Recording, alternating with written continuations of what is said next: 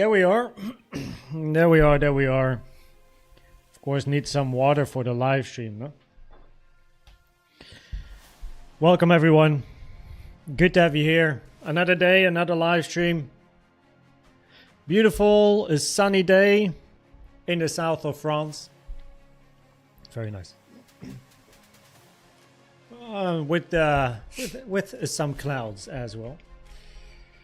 Okay. This live stream today is going to be focused mainly on Bitcoin and answering questions. So chatting and Q&A is going to be important.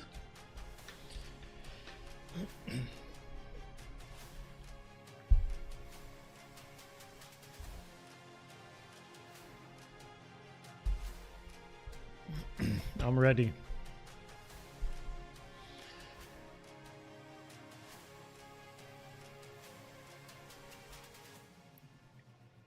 Hoppala.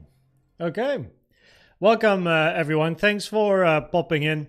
So in today's live stream, Bitcoin has the focus. And we're going to kind of cover Elliott waves, right, on Bitcoin, and then follow up by questions and chatting. So Q&A and talking. So yeah, let's see what Bitcoin gives us. We also have some high impact news at the moment. So make sure you trade safe, of course, here, 2:30 p.m. Don't really know what it is, but it's in the list, so should be relevant one way or another. And that is at the moment what we have. Of course, tomorrow, arguably, is a more interesting day, Wednesday. So I would not mind. Look, we don't know what price eventually wants to do, but I do have a nice little bit of support down here at 105. And I would not mind price remaining in the boundaries of this range till tomorrow. And then when the news hits tomorrow, spike into the daily naked point of control and then move up. So it's just something I keep it in mind. I keep it in mind just in case. Daily naked point of control, these type of supports in bullish environments tend to be very nicely respected. So yeah, I just have it on my chart already from the beginning of the day. For the ones that follow the chart, you've probably seen it. Is it actually on? No, I turned it on. There we go. So of course, when I'm actively involved with positions and sizing and that sort of stuff, I turn the chart off because of course I'm busy with my own trades and managing things, and then I need to put everything on the chart. But then I turn it back on again, of course, soon after. Most of you probably... Ooh, that was almost my glass. Probably most people won't really even notice that my chart is turned off.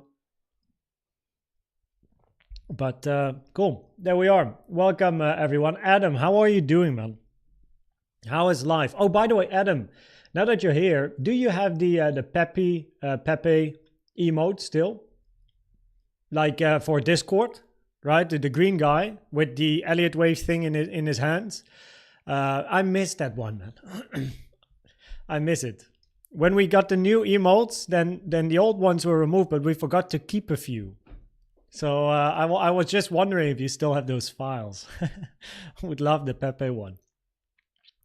Red Web Club, welcome. El Dudorino, Van Halman, good to have you here. Rahul, welcome, guys. Red Web Club.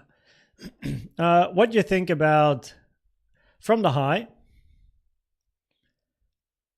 16th of December, yesterday, to the low, over here, wave A. We take out the high B and then take out liquidity, and that would be a flat. That's an expanding flat in this case, or a regular flat. But yeah, you're talking about a flat here, which is absolutely a scenario to be aware of. I mentioned it in the morning update as well, that if you take out this high, right, please be aware of a flat. Also with the news heavy week that we have, it can be interesting, of course, to remain range bound. But you know, we're at all-time highs. So... yeah, this move up, of course, a little bit messy. I saw that Rejo, I'm not sure if Rejo is here, but in Discord, he had the potential of a 1, 2, and then look for continuation. Of course, this can also be A, B, C, get the expanding flat move down, daily naked point of control during the news on Wednesday or Thursday, and then bounce from there. I don't know. I do like the point of controls, you know. But we just wait and see. Laurent, welcome. Seriga, how you doing? 886 touch. If you take it from the high to the low, then I believe that is true. Taken from this high to the lowest low here. And a price indeed touched the 886 in that case. Now, just to be safe, when there are multiple lows like this, I also do like to check the other lows. Let's see if we pick one higher. We also touched that one. And then if we pick the first.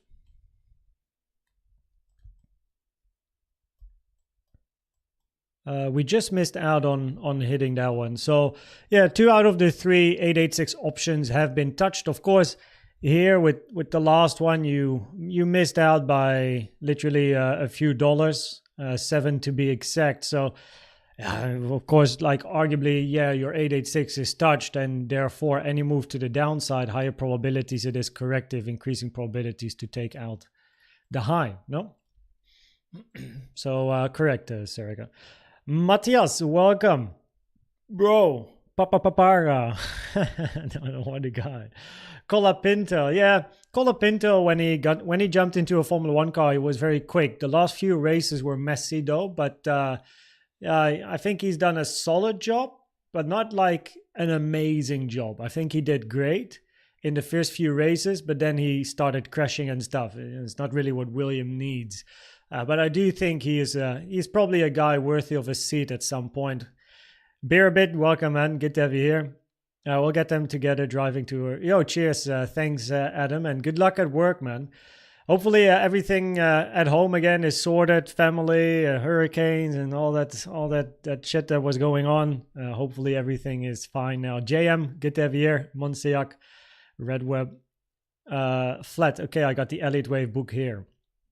Yeah, go to the flat pages. So, and very soon you'll have another one because we are creating one, a compendium to be exact. So it's not officially a book, actually. It's more a compendium, which is something that Sam Brandstetter came with. Because it's true, it's more like a compendium. We are working on it. Cheers, thanks. Adam, good to see you. Good to see you too. It's been a while, eh? But happy to hear that hopefully, you know, like everything is doing well there. Ike, good to have you here, man. Welcome. Good to have you here in the live stream. So Ike, everyone, very, very active in Discord, and makes big use of or great use of channels. Always great to see. Senad, good to have you here. Welcome. Let's start, shall we? Let's start. So yeah, locally, okay, right, 886 touched, at least if you pick these lows here. If you take an 886 from this to the first low, we just missed out by $7, but you know, you did touch 2 886s, so yeah, probability is higher to take out this high at some point. Any move to the downside, higher probabilities corrective. Continue to keep an eye on the daily naked point of control that we have below us. Not sure if it's actually in line with the golden pocket. It almost is, so it's definitely interesting to me as an area.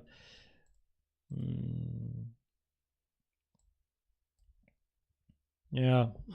Well, this point of control is a little bit lower. It's probably just below the golden pockets. Golden pocket, daily naked point of control. It's an area of interest. What's up, Cheese? How you doing, man? So what we're going to do in today's live stream, right, we're going to cover Bitcoin, talk a bit more compared to what I can do in regular videos, and then chatting in Q&A, answer some questions, probably explain some things, and have a good time. Be online for about an hour. So, yeah. I'm interested in this range, though. I'm interested in the local price section, has to be said.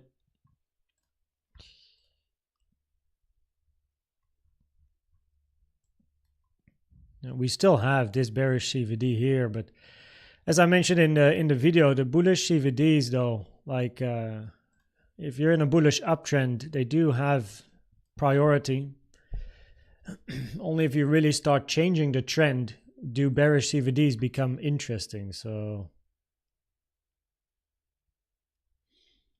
Bybit chart, wave 3 has more volume than 5. Impulse coming, we are looking for corrective waves. Please check. Yeah, of course there's many charts. I do sometimes hear about Bitstamp or the index or Bybit or Binance. It's just that based on my statistics that I collected in the past, Coinbase is the best from an Elliott wave point of view. So that's why I use Coinbase. The volume, the wicks, the candles are generally the best on the Coinbase chart. So of course there's other charts one can keep in mind, like Bybit, like Binance, but it doesn't change my perspective. Now with regards to a correction, of course if you do if this is a higher high on the chart but a lower high on volume on Bybit, you can of course consider this as a 5, but now you touch the 886 here. So even if you do correct down, probabilities are higher to take out the high still.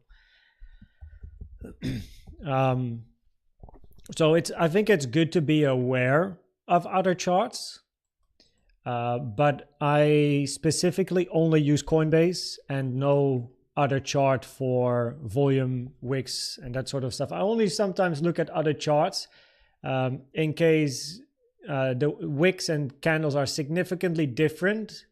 Like Bybit at 24K had a wick all the way down to like 20 or something, was like ridiculous, while most of the other charts did not.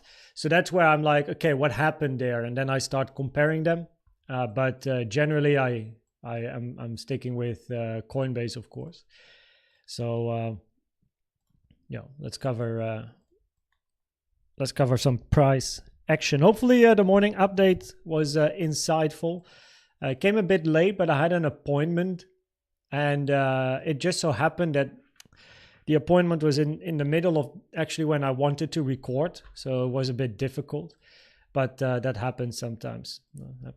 If you're in the south of France, go to La Dame d'Afrique my wife will like that. She's from Africa, in Mandelieu, behind the beach named Plage du Château, island from the mountain. Thanks, Red Web Club. Well, let me screenshot this, send it to my wife. During weekends, we always go places, so this can definitely be such a place. Okay, let's start. What's up, Glumore? 19 minutes into the stream, perfect time. We're starting with the lowest probability scenario, just like the video this morning. During a live stream, I can explain things a little bit better. Then it's less condensed and concise than a normal video. So this is your lowest probability Elliott wave bullish scenario at the moment. All right, so we have a wave 1, 2, 3, 4, 5, but your wave 4 is an expanding flat ABC.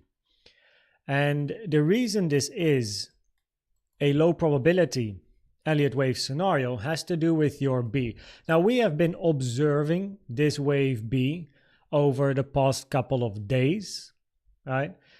Because it starts to be so long, it starts to get so long. If we go to a 4-hour time frame, right, the moment price was ranging up here, we already said like, hey, if this is A and you count this as a B, it already starts to be very long. Lowers the probabilities. That's when I got to, but possibly then A, B, C works better from a time perspective, but not anymore from a price perspective. Now let me explain what you see here on the chart. Let me remove this pink line here. What you see here is the 1.618 pulled from the start to the end of A, which is your maximum wave B target for a flat. It's rare to see a B move beyond it to like a 2 fib. It can happen, but it's rare for a reason, right? So the moment you move beyond the 1.618, right, generally, or you even touch it, probabilities are low for a flat, right? And probabilities is the only thing you can really use in trading and doing Elliott waves. So it's all about probabilities. So they are significantly reduced the moment you touch the 1.618. So in other words, A, B, C, low probabilities. And then you have the potential, of course, of counting, if I remove this, this as a wave A. So then you had, of course, online, also people counting A, B, C, which in the beginning was of course an absolute valid structure, but now it's a low probability Elliott wave count because of the time of your B. Because your wave B here, if this is A, your wave B is an incredible 13, you can't actually see it because of, oh, there we go, 13 times longer than your wave A, which is very long. Lowers the probabilities for an expanding flat. It's very rare to see this, which explains the giggle there. So it's just not high. Oops, I need the A here. It's not high probabilities that this is an A, that's a B, that's a C. So it's better to then put A here, right? And then at least in time, we're just still in front of the 5 fib time, right? And then you have the 6 fib time, which kind of becomes like the max. So also time-wise, counting A, B, C, we start to get a little bit in a little bit of a problem. So probabilities aren't great. And even as another alternative, I was like, okay, what if we put wave A here? And then we count W, X, triangle, Y, end of wave A, look for wave B, and then a wave C. And that's all good and nice. The problem with this scenario is that if you then pull a fib from, let's say, the start to the end of A, right? Then you moved way beyond the 1.618 here. And then you're like, okay, I can pull it from the start to the low point here, but then you also move beyond the 1.618. And then the only moment left is to just pull it from the high to the low here. And then you're like, oh yeah, we're still in the common target, right? This area, 1.236, 1.38. But you do not pull a flat B target from a random pivot in the middle of a wave A to a random low in the middle of A. So the scenarios explained for a flat all have low probabilities, which therefore means looking for an impulse C to the downside is low probabilities, meaning bears low probabilities. Doesn't mean you can't get down here, but if you do, probabilities are higher. It's a different structure. It's not a flat, right? We're looking for something else, which is then explained on the next, almost like a PowerPoint slide, I suppose, which is this here. So here we then have our 1, 2, 1, 2, 3, 4, and then this is counted as a 5, right? So this is an impulse to the upside now. So instead of trying to force a flat in here, we now just count this as a finished corrective structure. It makes a lot more sense. And then another impulse up. And when the impulse is finished, that's your bearish scenario. In a bearish, quote unquote, bearish scenario, you want this to be finished very soon. Then you start your bigger 4. And you come back to the range, right? Boring price action will likely take a month, if not longer. And then you move up, right? So you can come down that far. You might even take some of the lows. That's no problem. But you do count it different. So from an Elliott wave point of view, this is a very important difference, because it matters with what comes next, right? So instead of counting 3 in white, 4, 5, 4, 5, you only have one more 5 to the upside. And that's a big difference with how you can manage potential swings to the upside or investments or that sort of stuff. And I remember in the beginning that this is like nitty-gritty stuff, so it's not always easy, but it has a significant difference on how price then eventually follows up on your count. So instead of counting this as a B, count it as an impulse, look for a 4 and a 5. That's your like bearish scenario. You still look for price to move up, but you got to endure the move to the downside first, right? Now on a 1 hour time frame, you are then looking for price to top out. Let me remove the polylines because actually here they're quite annoying. So you're looking for price to top out, removing the fibs as well. So in this case, we now locally touch the 886 taken from the high to the low, right? The only way we did not touch the 886 is taken from this high to this low. We just missed out by $7. So there is at least still an argument, I suppose, to say we didn't touch it. But with two of the lows, if you take it from the high to this low or this low, you just touch the 886. So at least it's noteworthy, right? That we did touch that, increasing probabilities to take the high, by the way. But in a more bearish scenario where we then top out, what we are looking for is a 1, 2, 3, 4, 5, right? I would prefer to still take out this high. So in that case, you then have your 1, 2, 1, 2, 1, 2, 3, 4, 5, look for another 4, and then get another 5 to the upside, take out the highs, top out in a 5. This then on the high time frame creates your blue 3, and then you get your retracement again, right? That would be nice.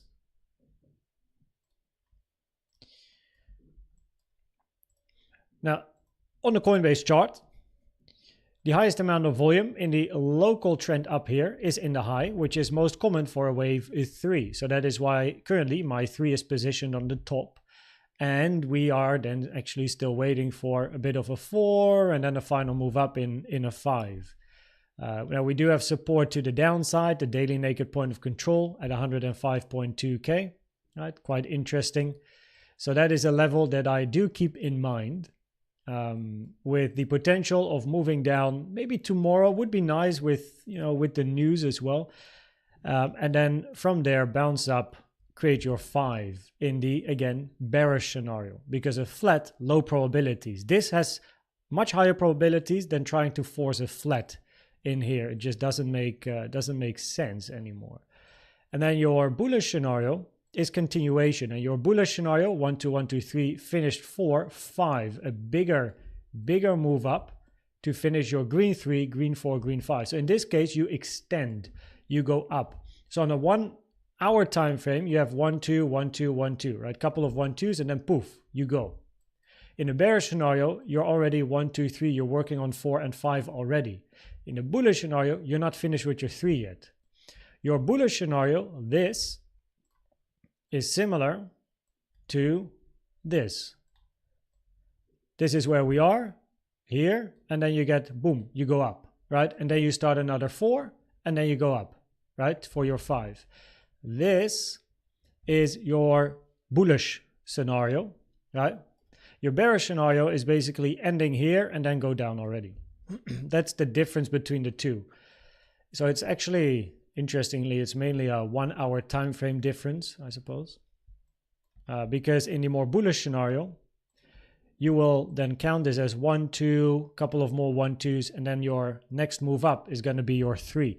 So that's very explosive, meaning if you take out the high, you want volume to continue to increase, and what you're looking for is very impulsive behavior, right? Big candles, quick move to the upside, just like we had back in the day when price was at like 30, 39k, right? So here you can see price up, down, up, down, up, down, and then boom, right? And this is what you like to see in a more bullish scenario, right? And if we then open the volume as well, then eventually your volume picks up as price comes in as well. So we want to see that in a more bullish scenario. Which one has the preference from an Elliott wave point of view? In both cases, probabilities are higher to still take out this high, and then we'll see. At the moment, this structure can be either counted as multi 1-2s, or you're looking for 1, 2, 3, and then 4, 5. It's just whenever you take the high, which has the highest probabilities, that it's about management, right? That's just trade management. So the moment you would take it, right, we range and whatever, the moment you do take out this high as the highest probabilities at some point, right, we do have support to the downside. Keep it in mind, 105.2k, very interesting. But if you take out that high, well, if we're looking for a wave 3, we want volume to increase. If we are looking for a wave 5, you want volume to decrease, right? So it's going to be trade management, basically. It's going to be on the spot. The moment it happens, we will know, right? We will know. But at the moment, the probabilities are just high to still take out that high at some point and then take it from there. Now for the bulls, if you do come back down, plop, and you take out some of these lows here, that would be a problem, right? So I think, do I have it here? Yeah.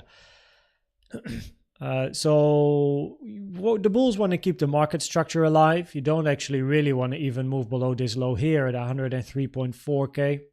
Right, if you're bullish, you just want to, even if you're looking for another 4, and this is a wave 4 of a lower degree, preferably you do not take this low.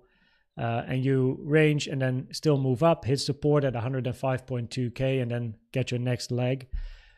So yeah, something to look out for. Another thing that I'm going to pay attention to, which I actually like to share with you, is time.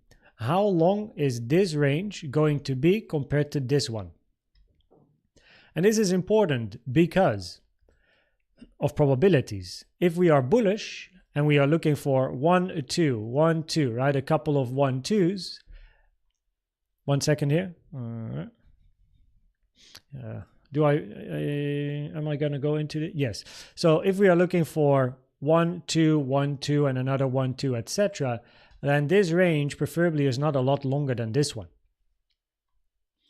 If you're looking for an impulse, 1, 2, 3, 4, 5, you actually want this range to be longer than this one. So the time of this range compared to this one can give a hint of what we are looking for. Right? It might be a little bit early. Hopefully you can follow it. I got a comment this morning. I don't know who it was. I forgot. But I got a comment I love feedback. I'm big fan. And someone mentioned if I can be more... not necessarily educational, but if I can explain more why the waves are as they are, which was quite a broad form of feedback, because of course Elliott waves is kind of like the way it is because of Mr. Elliott and his research in the past, but they do have a psychological reason for forming. 1, 3, 5, right, are different in their psychology and their market environment compared to each other, as well as 2 and 4s and the meaning of 2 and 4s. But that's more like a fundamental type of approach. From an analysis point of view, your impulses, of course, create the extensions, create the direction, and your corrections are your distribution accumulation. No? But then sometimes I struggle with how deep do I go in my content, because I'm very analytical. And I'm not always sure if that's good for YouTube, because I love the detail and I really enjoy the nitty gritty. But sometimes less is more, if people really want to understand. I mean, that's why we have the probabilities. So on a daily time frame, we're still looking for price to move up. Unrelated to the scenario, your probabilities are higher. You're looking for upside, right? And it doesn't matter if you are looking for this or this. In the end, it both goes up. However, local price action will decide which line you follow, and preferably, by the way, the green line goes higher. So the local price action on the 1 hour time frame will give the information about what we do.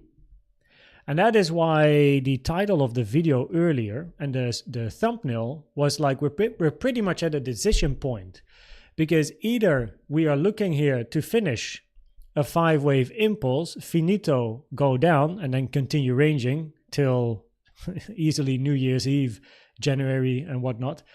Alternatively, if you do move up and a lot of volume comes in, right, even if you do this, doesn't matter. If you take out the high, lots of volume comes in, you're going to follow green. So it's like a decision point at the moment. Huh?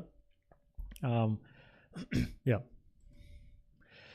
So on the 1 hour time frame, probabilities are higher to take the high. Please be aware of the potential of a flat, right? Just so you're prepared from a risk management point of view. Always good. Keep in mind the support, 105.2k. And for the people that do like the nitty gritty, right? You could even go this far. The people that don't like it, just 1 second. You could even say, okay, we can count this then. as your wave 1, wave 2, 1, 2, 3, 4, 5. Label another 1, another 2, and continue. It's just not great probabilities at the moment. Your second one is a lot longer in time compared to your first wave 1 here, right? You can clearly see how short this is compared to how long this must be or is. And in price, it actually is longer as well. So yeah, preferably your 2 actually would finish there, and then 1, 2. Yeah, either, yeah, exactly. 1, 2, 1, 2, 1, 2 up, or alternatively, you're gonna 1, 2, 3, 4, 5 down. In both cases, you want to take the high. Ta-da! You know, I can make videos on YouTube. I can make them 1 minute if you want, like 1 minute short, and just get straight to the point. But I do think also with Elliott waves, we're also currently in more like a discovery in the channel, like how much content do we make on a daily basis? What do people like? How do videos compare to streams, compared to maybe Bitcoin update shorts, right? So in 1 minute, explain the probabilities, which basically means no explanation, really. It's just, this is the highest probability because this done, right? Because regular videos and the analysis is basically the probabilities at the end of the video. This is your conclusion. If people want to know, does it go up or down? They can go all the way to the end of the video, skip everything, just watch the last minute, and they have their answer. The people that want to know, okay, but why are the probabilities the way they are? That is what the other 10 minutes are for, right? So basically during normal videos, I provide you with like arguments and an explanation of why the probabilities are the way they are at the end of the video, right? So it's first the theory, the why, and then at the end, it's like, and because of that, this is the highest probability, this is the lower probability, right? Keep an eye on these levels because that is where probabilities change. But if you want to know the why, then of course you got to watch the rest of the video. So I guess in some way you serve both. Maybe I have to do the probabilities at the beginning of the video and then do the rest. So start with the probabilities. Probabilities are highest for this to happen. And then now let's go into the analysis and explain why that's actually the case, right? Yeah. I'm trying, guys, I'm not it may look like I'm a YouTuber, but I'm also just a random guy that happened to grow a channel completely unexpected. I have no clue, no YouTube friends, like other YouTubers around me, except for people that I got to know through the channel. Right, like Alex and Piper and Andy for a while. I just go with the flow and I learn from your feedback. Right? What you want, I try to give as much as I can. So while staying, of course, true to myself. I don't like signals and all of that stuff. I leave that to Moonboys and other people. But I try to always improve the content. I think the polylines that we introduced last week are a great improvement for many people. So that is good. We will continue with those as well. But now we're looking at structure, amount of content. I've been ChatGPTing about a strategy as well. Like, hey, based on all of the data of lifetime data, last year, last 90 days, and last 28 days on my YouTube channel, what would be the best approach to continue helping people with Elliott waves, right? And you can only help people by growing the channel. And so I've been doing some thinking and some research, and your feedback in comments, in Discord, in DMs, in Telegram is very appreciated, so that I can hopefully give you the best experience I can. So yeah.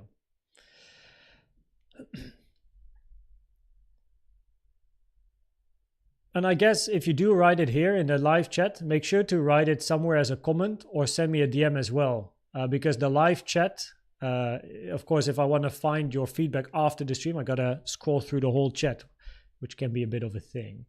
But okay. One sec, I'll check your messages. Give me a minute here. Just saying Elliott wave analysis at 19 min.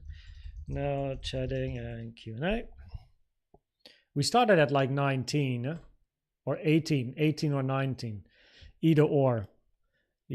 Put this as a pin message. Okay, there we go. Let's have a look locally. So we still have the bigger bearish CVD divergences, and now on the 3 minute we have a little bit of bear CVD as well, but even on the 3 minute, structure hasn't changed yet. So it would be nicer to actually change structure.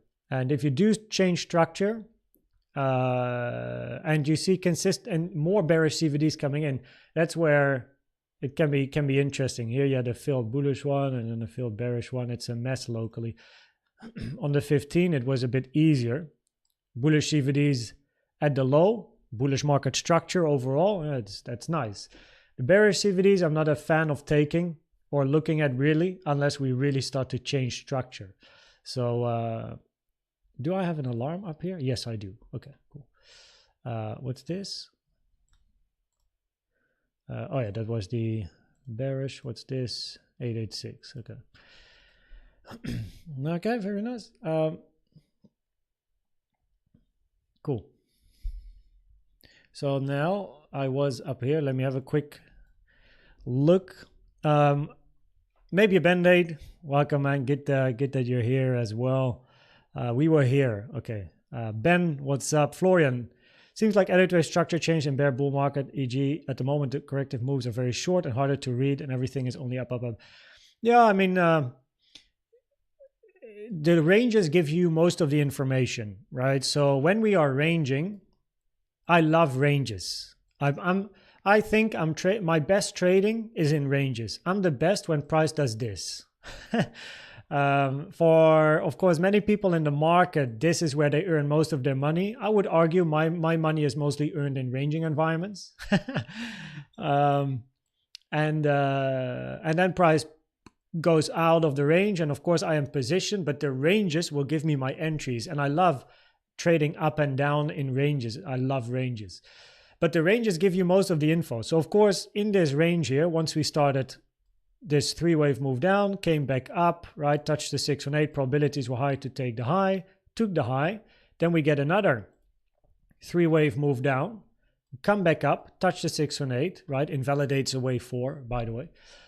Probability is high to take the high. Everything here is potential long opportunity. Of course, low time frame, you can go short and stuff. But man, I love ranges. They give so much clarity and the potential for positions. And now that price is moving up, we now the ranges get shorter, right? So you have to go to lower time frames to try and make sense of the range, because in the end, the ranges will give you new opportunities, right? New entries, so to speak.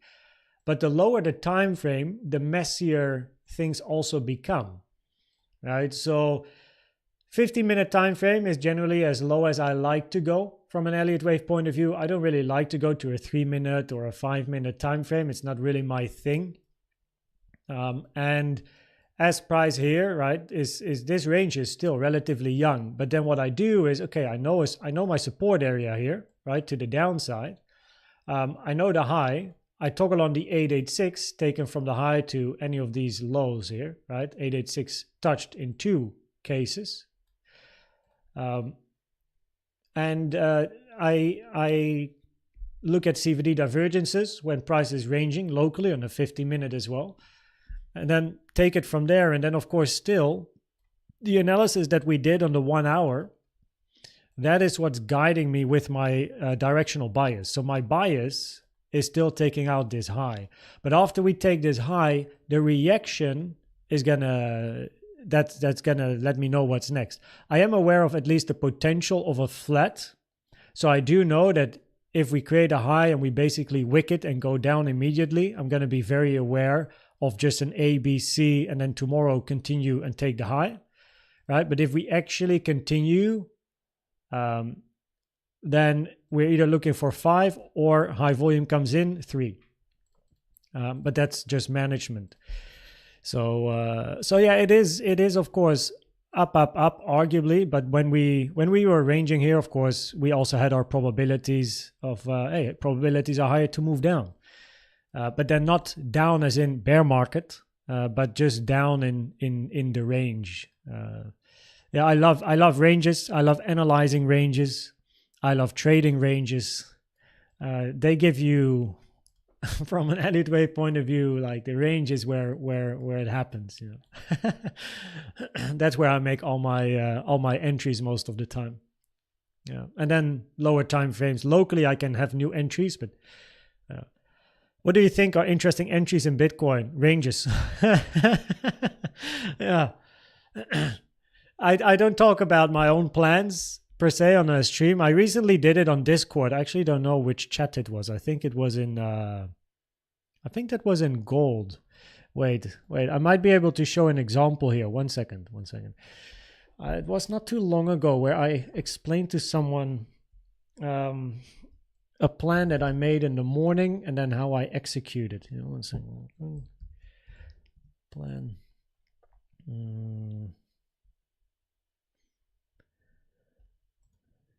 Oh yeah. Yeah. 1 second here. I found it. Let me find the right part of the chart where this happened. That was below the that was below the point of control, so that must okay, that was here. Yeah. So first of all, I shorted this, but we didn't talk about this on Discord because we had the point of control here. Probabilities were very high to move down. Remember, all of the scenarios we had, take out the high and then move down. So that was a good one. But I didn't put that one in Discord as an example, but I did put this one in, which was, 1 second here. Let me kind of like recreate it. We had the order block.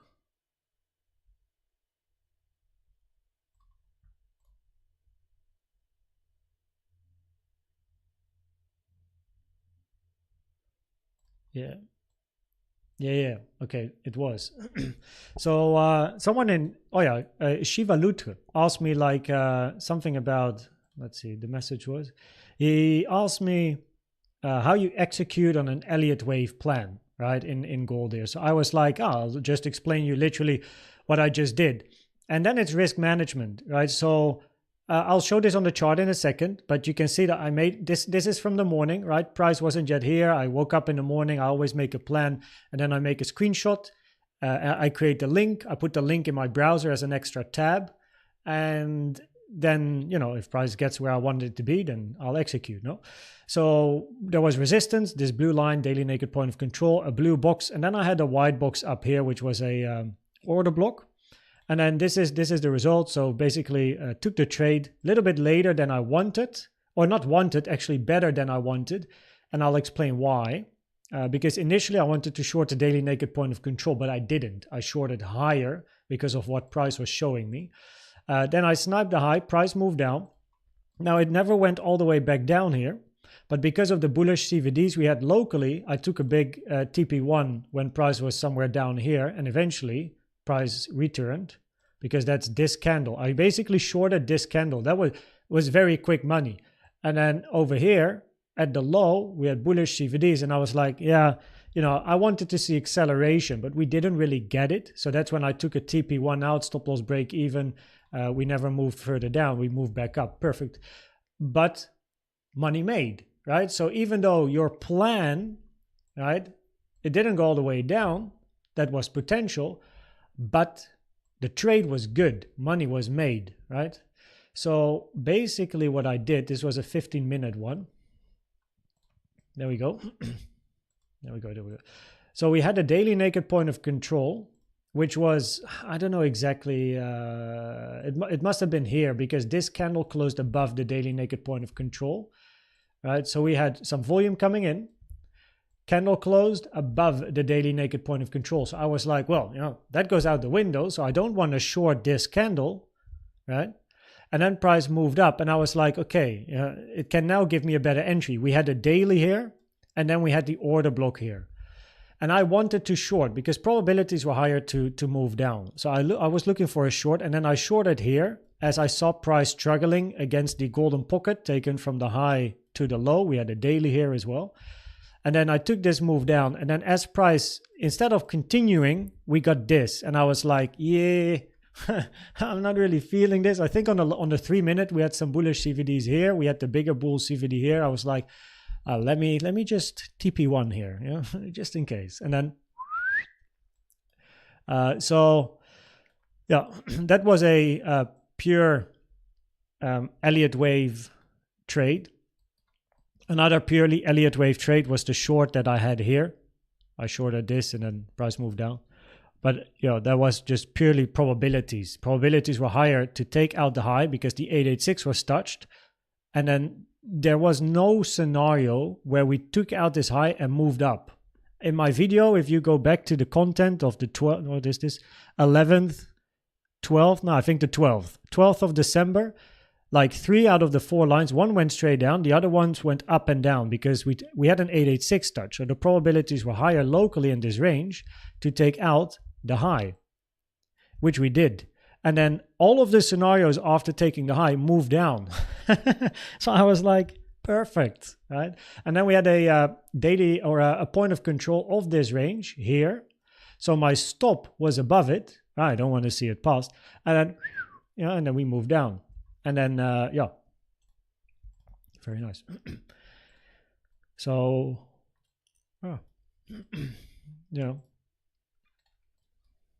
what to say? Playing the game of trading.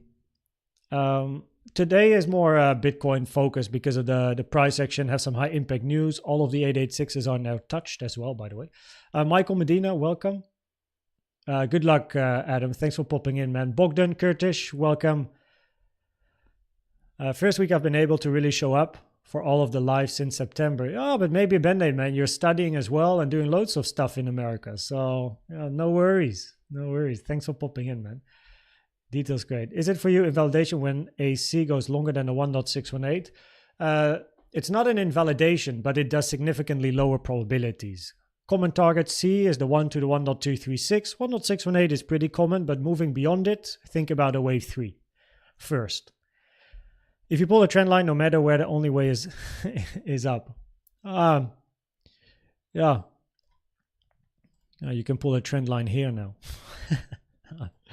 Yeah, but it's also because you're in price discovery, right? You're in all-time highs, so you don't have structure at the moment for bearish trend lines. But of course, you were able to make bearish trend lines here or here. Oops.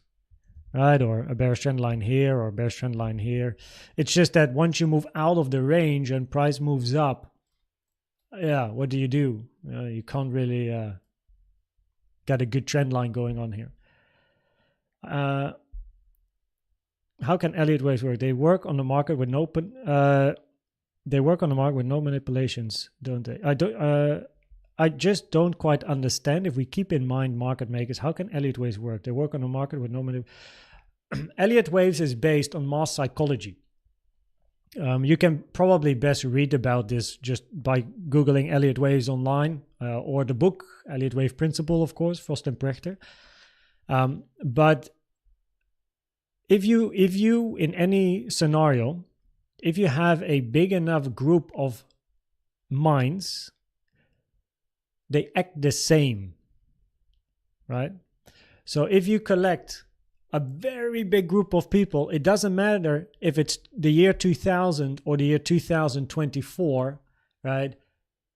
The chart, the waves, they form in a similar way. It's just the collective input of so many people, no? And yes, you do have bots now and AI still programmed by humans, nonetheless.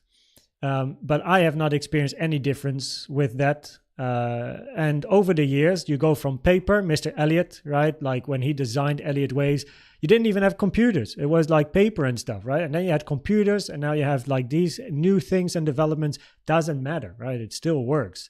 Still works. So Elliott waves, I guess the easiest way to approach this is you can be curious about how do the wave form and why do they form, but you also just want to use it the way it's meant to be used, is just learn the theory, right? So manipulation, market makers, AI, bots, very external influences that do not impact my trading nor my counting. I don't think about market makers or AI or bots when I am analyzing my waves.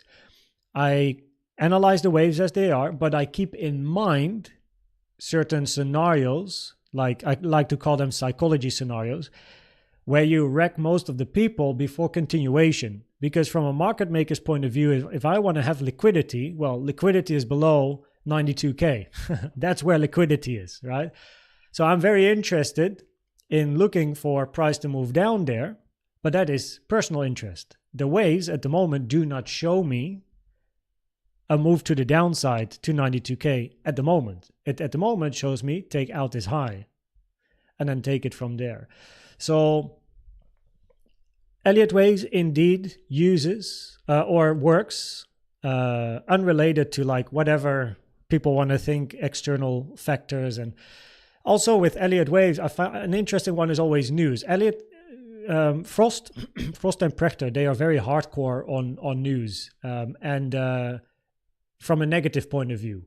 So you get the worst news at the literal bottom of a bear market, while when price then goes back up, basically. And you get peak news, the most amazing thing, at literally the top of a bull market. And like, it's very interesting if you read about it. They have a whole chapter about it in their book as well. Probably it's on the website, I can imagine. But with our analysis, 99 out of 100 times, we quote unquote predict the news. It's just waves in the end. You know, the news doesn't change anything as well. So yeah, just go full technical and the nitty gritty. Yeah, but of course, like you also want to. New people should also understand or be curious. Yeah, exactly, Jannis. Structure of your videos. You do like the concept and structure of the videos. Thanks, Jannis. Yeah, I like the format as it is because of the reason mentioned. There is always something to learn. If you just want to see probabilities, scroll to the end. True. Maybe 2 times a week. Yeah, the explanations. Well, if we do, so the explanation is the conclusion of the analysis. No, the other way around. The explanation results to the conclusion, which is the probabilities. Of course, I can make a video just talking about probabilities, but that's like a short, because then I don't explain anything. And I think during a week, there is many moments where analysis and probabilities change. So of course, I like to keep all of you up to date with my newest thinking and probabilities and how they switch and where to look at. So probably more than twice a week. But I am considering doing shorts where I provide a probability summary a few times a week in a 1-minute vertical video. Yeah. Yes, Christian. I was in touch back in the day with Andy for a short bit before he moved to Dubai.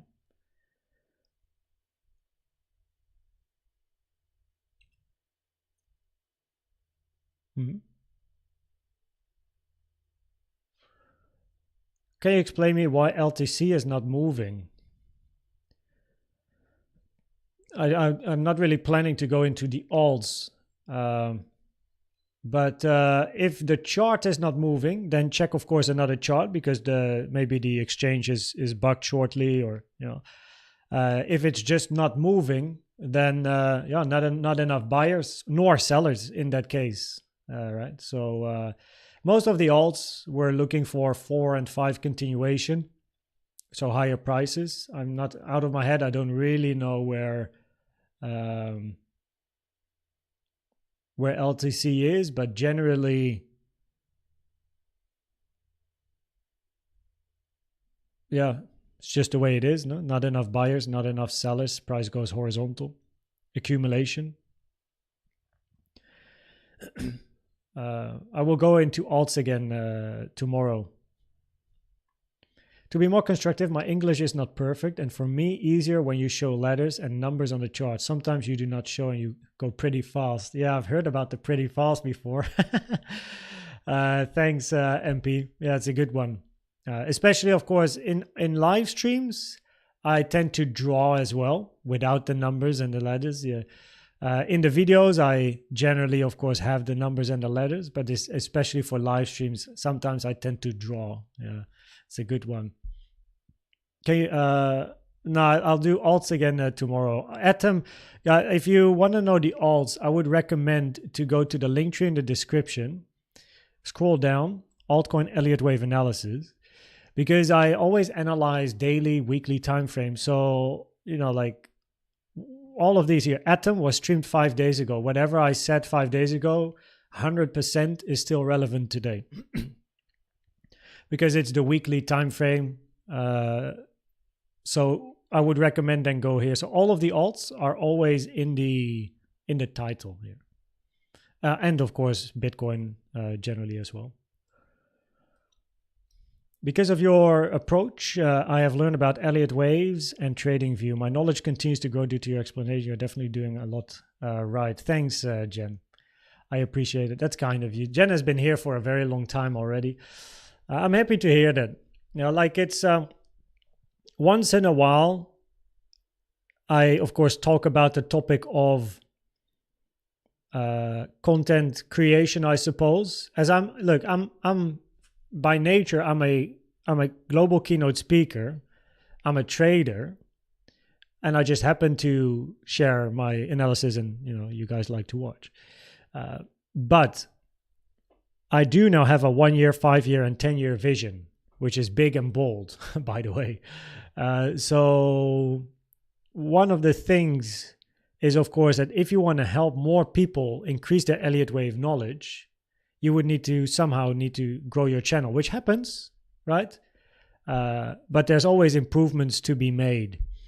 Some of the biggest channels out there don't really stick to the rules and guidelines of Elliott waves to the T, which annoys me a lot.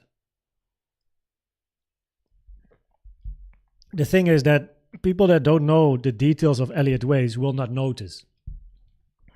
So they are not there to learn. They're probably there watching, does it go up or down? They wouldn't know if a mistake is made, but I know, because when I watch a video, I will immediately know if I can only see the chart, and if there's 5 different counts on one chart, I go to another guy, like it's another video. It's not worth it. Plus, by looking at the chart, I very quickly realize what's happening and if the rules and guidelines are respected. But generally, I suppose Elliott waves is very niche. So, of course, you have just does it go up or down, and they don't really care about the rules and the guidelines. They won't know, but I know. By the way, this was a reason for actually making the channel, is making a YouTube channel where I provide updates during the day, fully in line with Elliott wave rules and guidelines. Wake me up if I'm dreaming. At the moment, that's a dream. 200K? I don't know, man. Like, what are we? I don't know where we are now. 14.8? So getting close to 15 by the end of this year, maybe not. If not, then January, which is incredible. Don't understand me wrong. That's amazing. The channel is online now for 1 year and almost 10 months. The end of the first year, 5.8K subs, and now almost 15 is insane to me. Look, like it sounds very cliche, but I just started making content without expectations. And I get a lot of energy from all of you, right? It gets me up in the morning to go out there and share my passion with all of the other people that enjoy Elliott waves as well. That is why also Jeroen, this guy over here, and myself are working on a very big Elliott wave compendium, which is a book, but it is so detailed with so much information. I guarantee you that you will not have seen anything like that anywhere online. Like, it's insane. So we are working on this, and we want to serve the community with all the correct information. So and maybe one day we celebrate 200K, but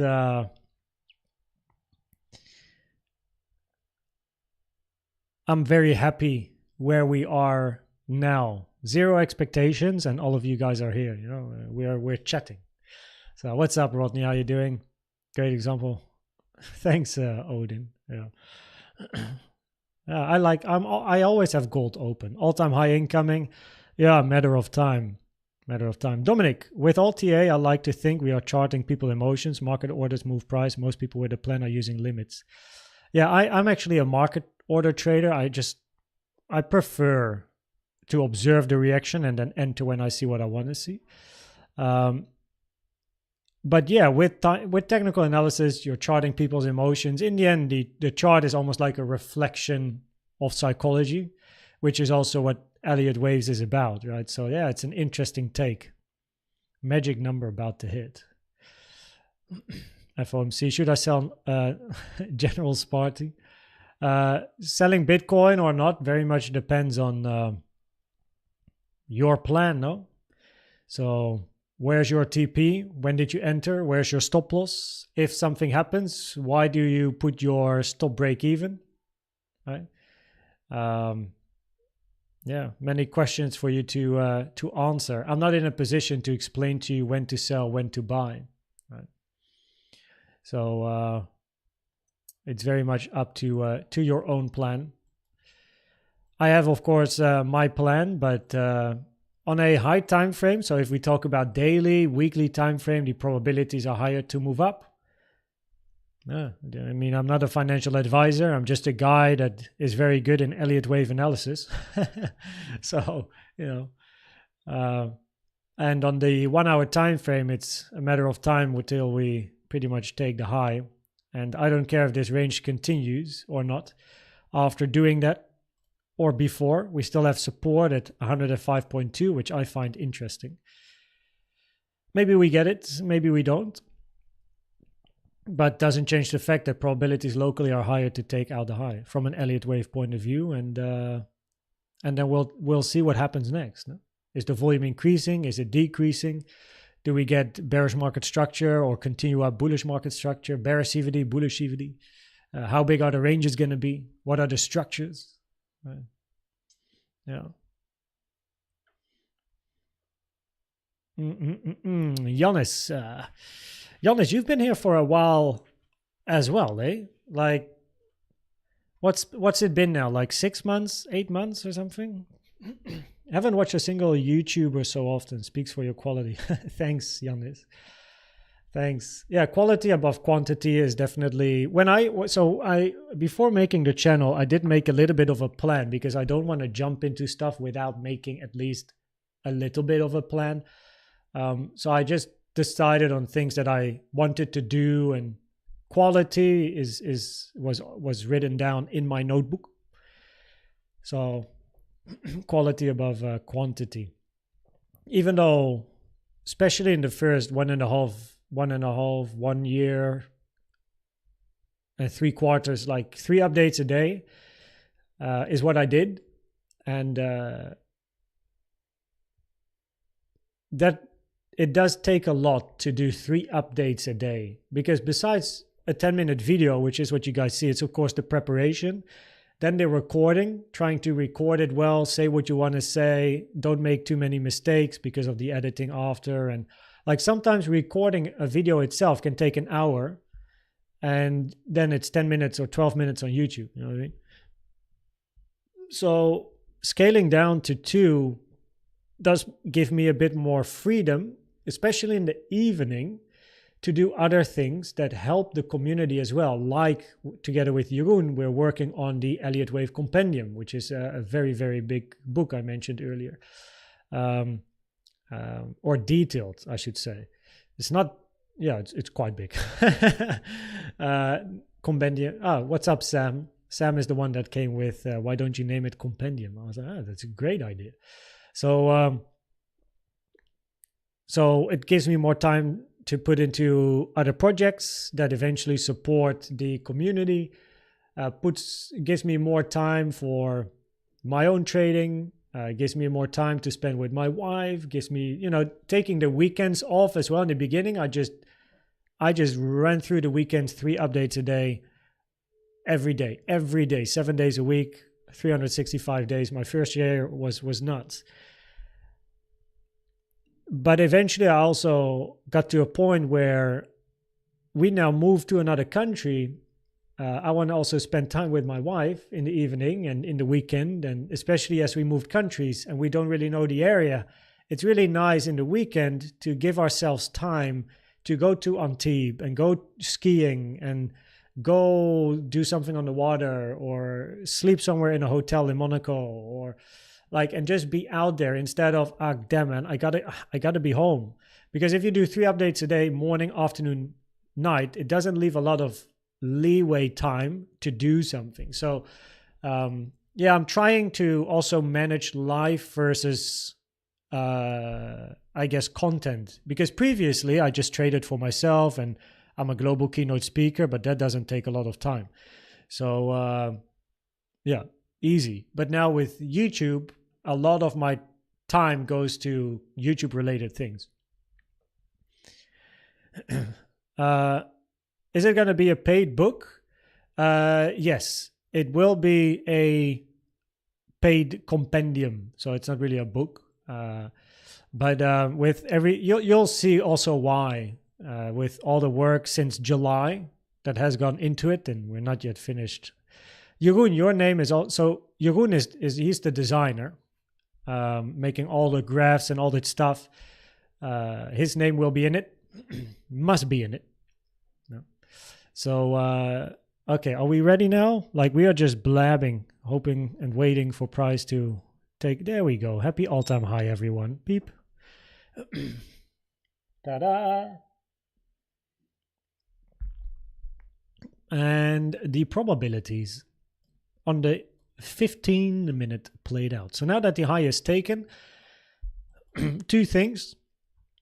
If we wick the high, come back down, think about a flat ABC and continuation up after.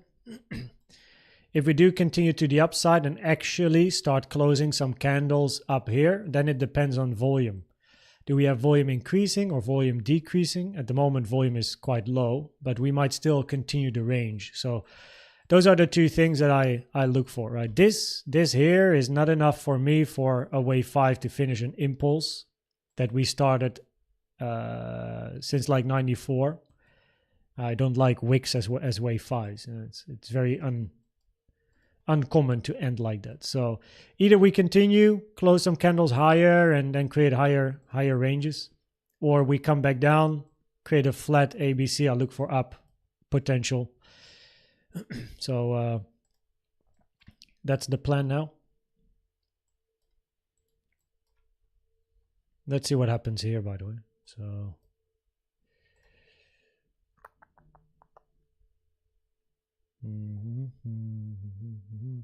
it has been, the move to the upside is a bit messy price action, one has to say.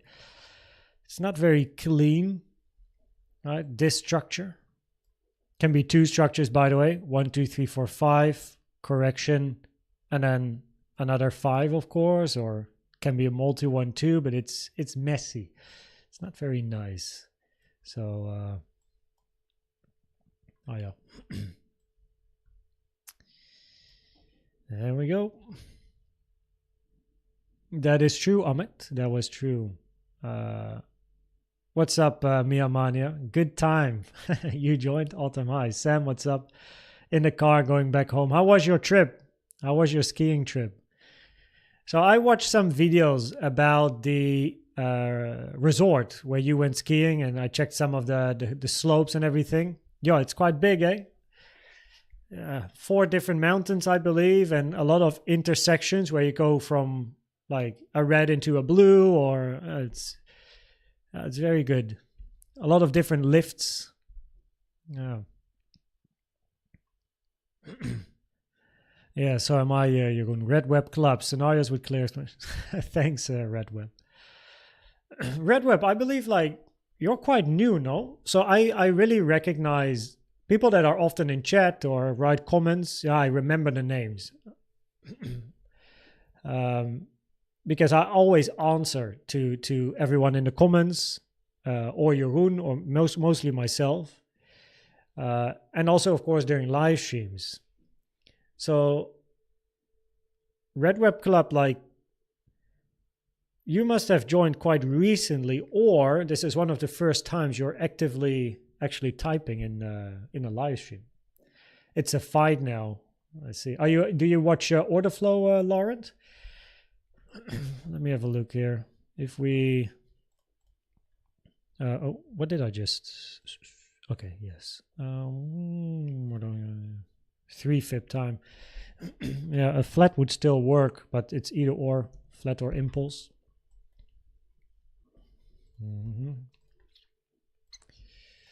Very nice. A bit of a price action again today. So currently this is a regular flat target area, right, where we are now. Your expanding flat target area is most commonly a little bit higher. The 105 is minimum. If you move up to 109.3, that's the moment where you're not going to think about a flat anymore, and this is going to be counted as an impulse. Right, so that would be a level to keep in mind. Yeah, happy days. Just based on the candle. I see.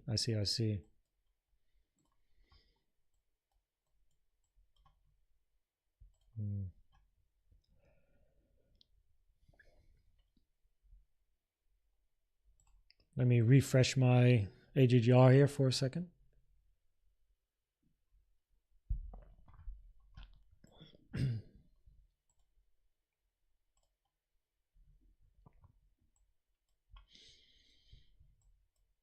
Okay, so nothing happened yet, right? So from a CVD perspective, I do like to keep an eye on 3-minute CVD. I don't often go to the 1, but whenever you're observing a reaction somewhere, keeping an eye on a 1 minute can be interesting. Now, what is important though is if we are looking for a flat, meaning a wave C to the downside in that case, right? Which is still bullish because after C you still look for a move up. But you want to start with an impulse, 1, 2, 3, 4, 5. And of course, wave 2 touching the 886 is very rare. So I think we just took the high. Or didn't we? Because I just wanted to explain. I mean, what is this, yo? 3 minutes? You serious?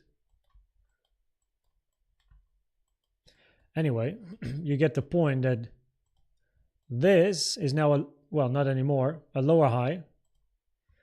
Still is. So it touched the 886 that you take from the 2 candles before. So of course, preferably if you do finish a wave B, you actually now, are you serious? A 4th candle in a row? There we go. No. Yo, what a struggle, eh? Come on now. Ta-da. That's what you like to see. So bit of 1 minute 886 probabilities, I suppose. But yeah, what you're looking for, of course, is a 1 and then a 2 and a 3 and 2 to not hit the 886. You don't want to see the 886 touch. So, okay, yeah, very nice. Keeps extending, no relief. Curious, any clues on? I mean, the relief, of course, we just came, arguably, we just came out of a relief, right? Which is this structure here. Let me remove my stuff here. So of course we've been ranging for quite a long time, and now this move is counted as another impulsive structure, right? And depending on the extension, we'll know what we're looking for on a daily. But it might feel like, oh damn, you know, we there's no relief, we just keep going. But of course the reliefs are this, right? And then these are the moments where you get your extensions. So yeah. And of course, as you move up, also relief, right? Up, short range, next move up. I mean, at least the probabilities played out. So, you know, that's what I'm happy about. And now we just wait again, see what price gives us. Because now we're at all-time high, you know. So I do think that Elliott waves probably is one of the best methods to analyze price discovery. Yeah.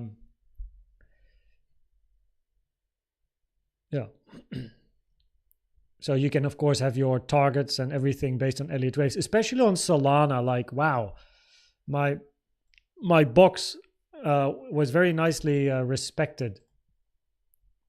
And that is also, again, what Elliott waves can do. One second, I'll just, for the sake of explaining this point on why Elliott waves is so good. So this white box here was an important target, and then you just touch the lower end of the box, and you get a nice retracement to the downside. It's great. You move out of this range, touch the box, poof. But I still expect price to take all-time high, by the way, because we just missed out. So a bit of a matter of time, but yeah. And of course it's white and yellow. White higher probability compared to yellow, but especially on local timeframes, keeping an eye on the local structures, on the volume, on the extensions. It's so powerful, man. See what I mean with the fight? Yeah, I do. Wesh la famille, ça va ou quoi? Mohib, did you use Google Translate there, or you actually speak French? Oh, what a guy. Good to have you here, Mohib. How you doing, man? Ça va et quoi? Ça va ou quoi? La famille, ça va ou quoi? Ça va très bien, merci. Berk here. Bitcoin has become boring Wall Street stuff. Why can't altcoins depeg from Bitcoin? Then crypto would be more interesting. Yeah. I mean,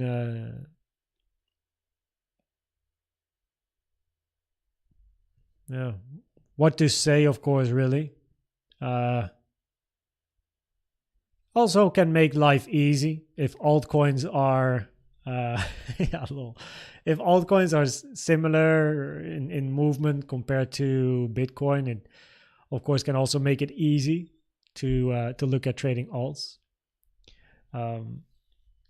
Altcoins depeg. I mean, if you do, what would be nice, I agree, Birker, is what would be nice is if alts become their own thing, so their own movement, which can therefore, of course, make it easier to trade them because they're less related to the impact of other charts like Bitcoin, for example. Plus, they can give a lot of different opportunities instead of opportunities in the same direction and stuff. You might hedge on A while longing on B and whatnot.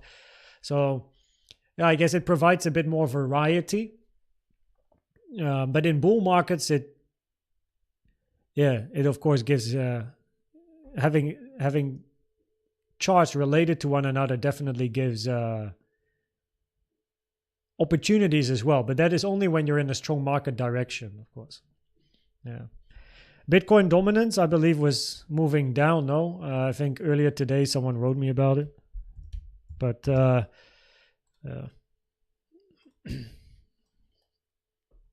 bit of a retracement.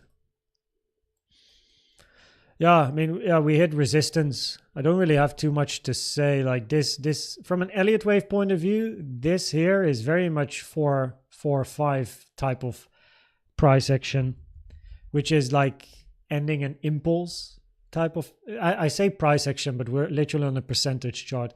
I don't know. Bitcoin dominance, it's always a little bit odd to analyze the Bitcoin dominance chart because it's not a price chart, it's a percentage chart. Anyway, we filled the gap, we hit the order block here. So yeah, and from an Elliott wave point of view, of course, like this is your sharpest move, and then you start grinding here, which is very 4-5-ish from an Elliott wave point of view for a retracement, which gives all this also an opportunity. So yeah, but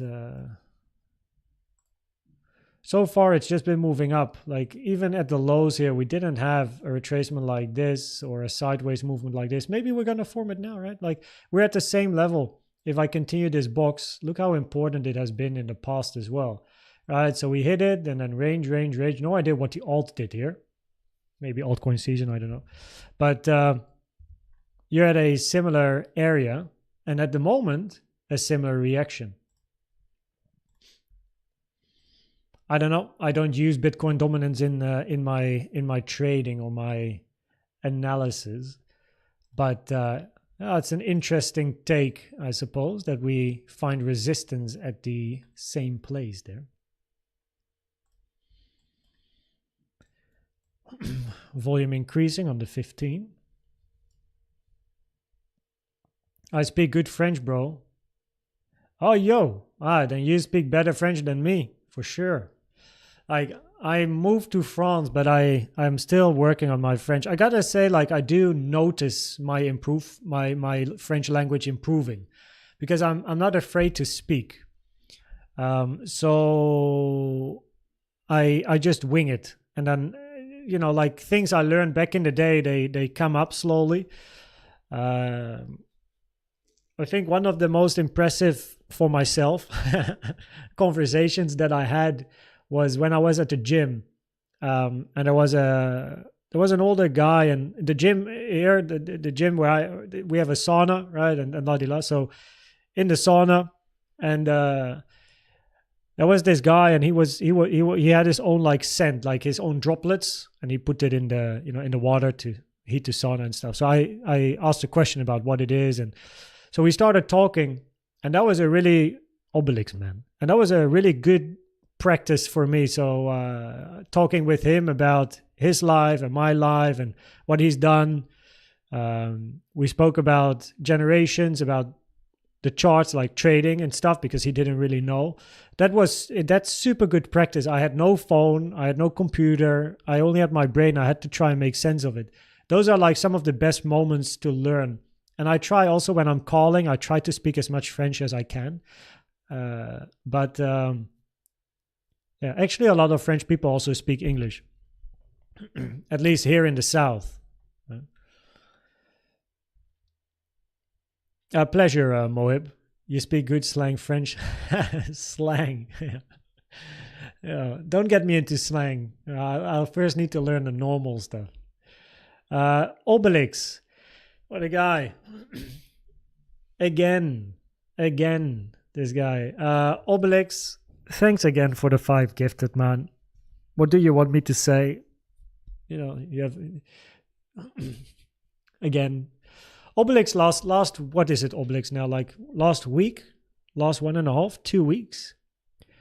It was like 10, 5 or so. I don't know. I lost track. Insane. Thanks for the support, man. Yanis, Zanzan, Salinda Anderson, Tiny Monster Cat. Nice one. And Bia was. Make sure to fill in the form here that Odin posted. Thanks, Odin. And we will bump you up to silver. The silver membership, which is like short-term updates, and I write a whole summary of my whole analysis. So for people that don't really tell you, of course I have the video, but in the morning I write a whole thing on every scenario, including probabilities and all the pictures in silver. So we bump you up to silver because bronze doesn't really get you anything. So FYI.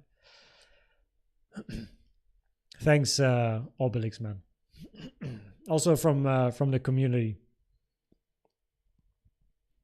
Marco B, welcome. First time writing here. Wanted to say thank you for your efforts and dedication, giving us information and sharing your analysis. I wanted to ask, how do you trade Bitcoin? First of all, Marco, welcome. Thanks for being here and writing a message as well. Appreciate it. And how do I trade Bitcoin? So I have two strategies that are very rule-based, plus I trade Elliott waves, right?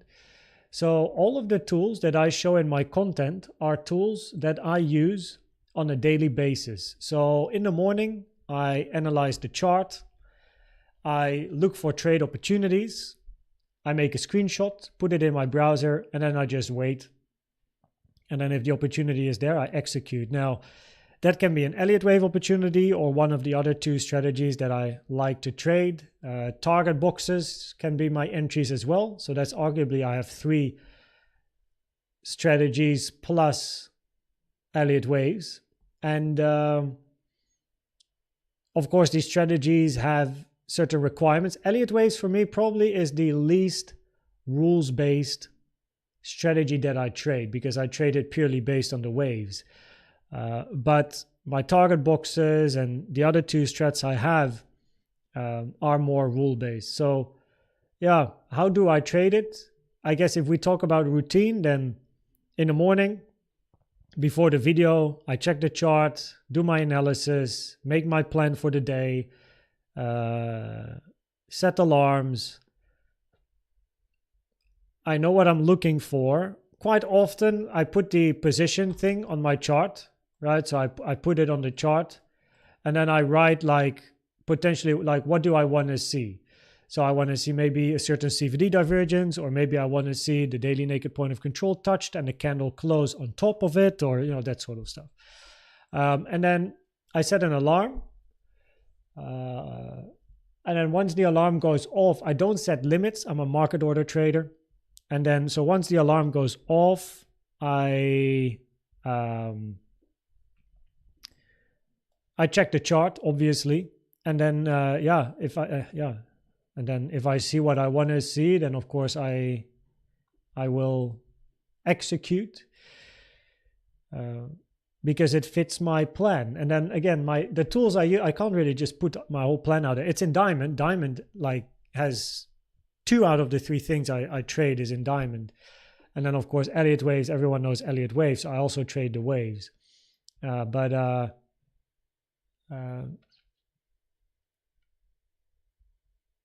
All the tools I use in my trading are visible on a daily basis on my channel.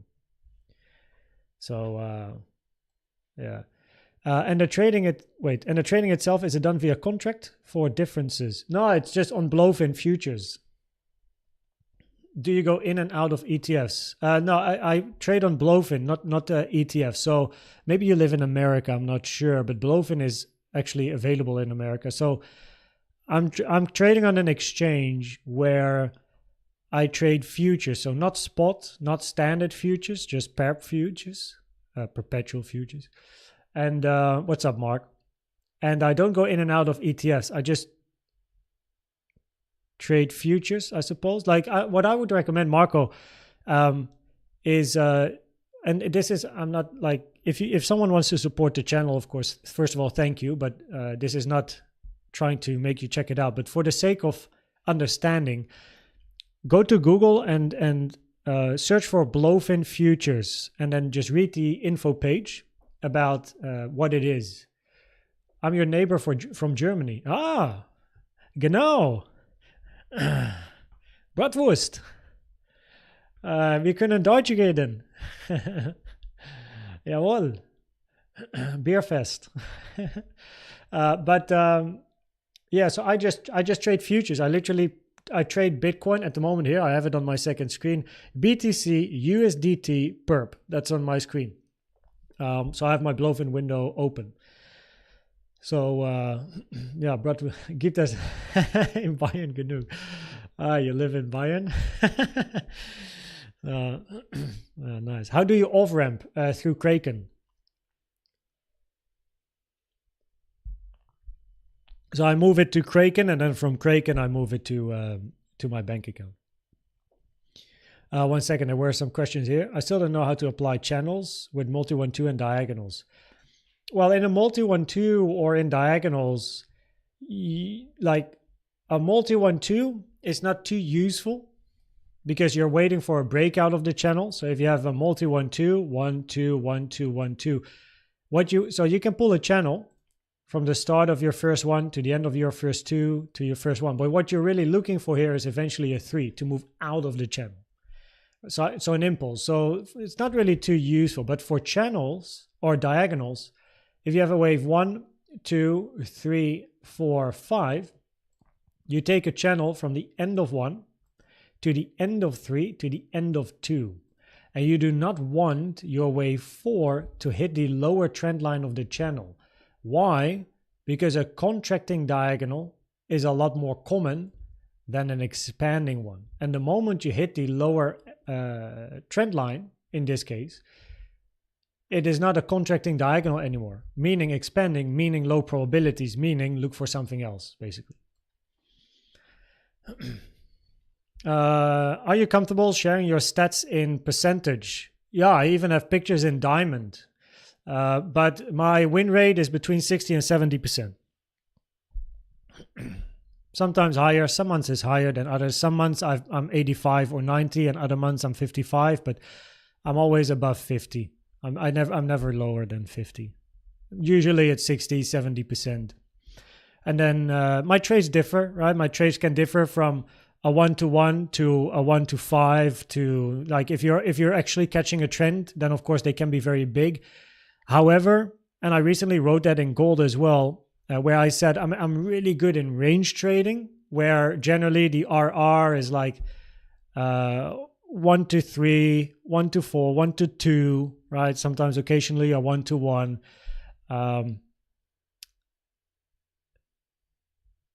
And I can probably still improve on holding trades longer, right? When you do kickstart a trend. The thing is that I also got burned many times by thinking, okay, okay, there we go, right? It looks good. But then of course price comes back and then you lose all your paper profits. And then it just ends break even instead of actually closing a 1-to-3 or a 1-to-2. So generally I'm a type of trader, I've learned this about myself. I love to close a trade. I just love to close in profit and bag it. Right. So, yeah. So that's my style of trading. I guess, like, I can hold. I do have swings, but generally I don't try to aim for the maximum, if you know what I mean. Right. So I just try to make my percentage, and then, yeah, that's it. You know what I mean? And then I look for a new opportunity. One of my strengths is looking and knowing new opportunities. So actually knowing my entries, knowing where I want to TP and exit, that's like some of the strengths. Especially new opportunities for me is probably one of the best things in my skill set. Range trading is very good. Probably having like really big newer swings I can improve.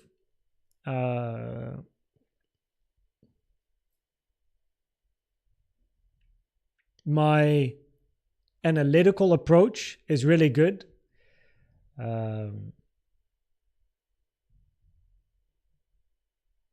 Trade management is usually good as well. Like sometimes I do realize like I should have TP'd more or less, but it's details. So I think the biggest weakness that I have nowadays, back in the day it was psychology, but of course you can always improve your psychology, by the way. But I think the biggest weakness would be to if you have a great position, extend it into a very long time frame trade. So generally, like, of course I can TP half and just let the remainder run. But then I also am that person that's like, well, I can also just close when we're at resistance and then look for a new opportunity again, because I know I'm very good in finding a new opportunity.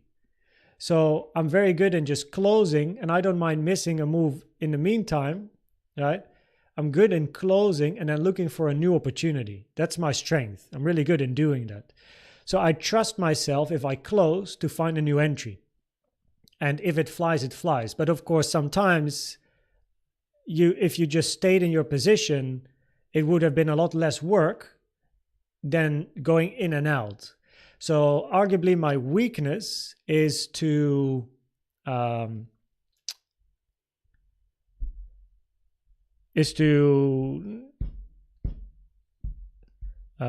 not extend potential swings into actual swings because I TP.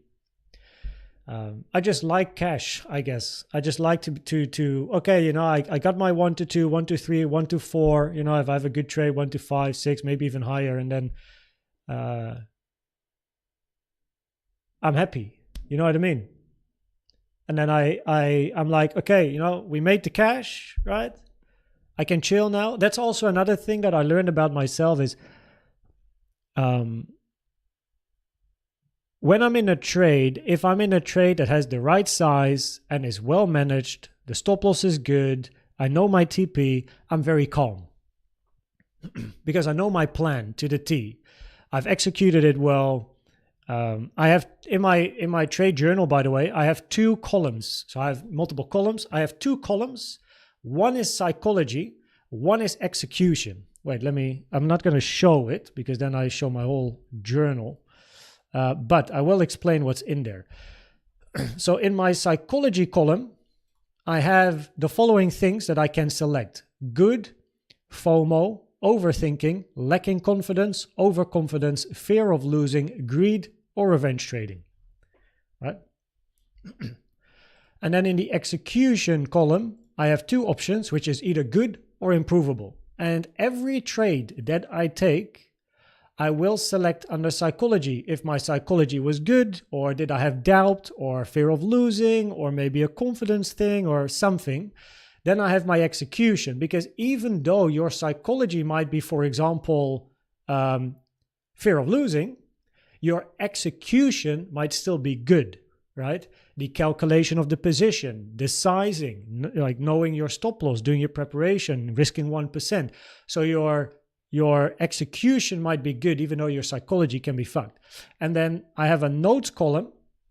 And then my notes column is where I write. So after usually when I exit the trade, rarely during the trade, but generally when I exit the trade, I then write down like my thoughts. And if there were trades that that are like a highlight, right, to me, then I mark them orange. I don't know, I just like orange. So then I mark them orange. So yeah, and then of course, so my columns here is date, setup. So one of my strats, long, short, type, day trade or swing trade, status, closed or active, win, loss, break even, win rate, P&L, R, psychology, execution, notes, link.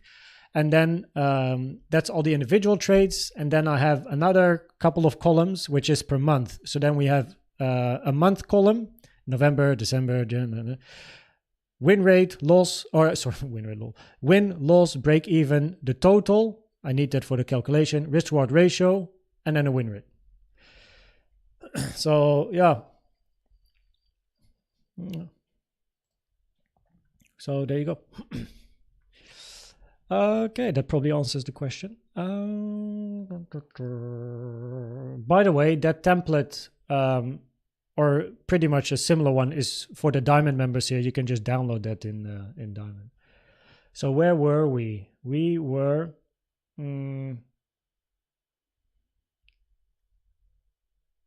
We've had all the mods on the channel comment on today's stream. I know, right? Even Adam was here, man. Yo, Salman. Oh, you changed your name. What's up, Biawaz?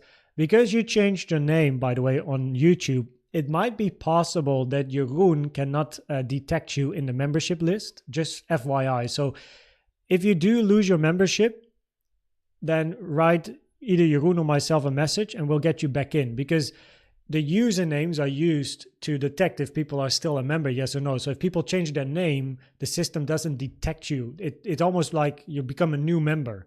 So just so you know. At what point on the short time frame would you consider price as rejected? Well, getting back in the range, I suppose. So yeah, I mean, looks good. Looks good. That's why we had the fibs here on the chart. So almost hit the 1.236, common target for a flat, and nice move to the downside. So yeah, let's see if we just continue this range for today and tomorrow. Daily naked point of control down here at 105.2k remains very interesting, of course. I'm getting counts correctly on the chart, but I don't know how to get confirmation for an entry.